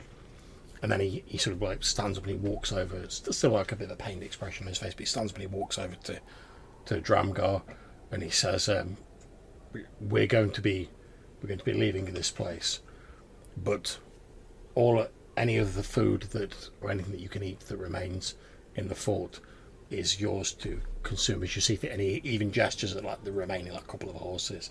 He's like, "As thanks for your help." And Dramgar's nods, and you see him sort of he grabs a horse under one arm, and then he grabs some other food that is within range, and you see him sort of waddling off back towards the east. And as presumably yourselves and the last survivors of Fort Kersey, which number no more than a dozen people, start sort of wending your way towards New Zealand, that is where we're going to call an end to the session for this evening. Thank you very much for playing, guys. I hope you enjoyed the session. Yeah, it's very good. Yeah, cool. Thanks, that was good. Okay. Yeah, 1 down, 3 to go, right? Indeed. So I'm going to end the recording here, but obviously we'll sort out XP and stuff like that. So just remains for me to thank my wonderful players, and to anyone who's watching this in the future, thank you very much, and we'll catch you soon. Take it easy.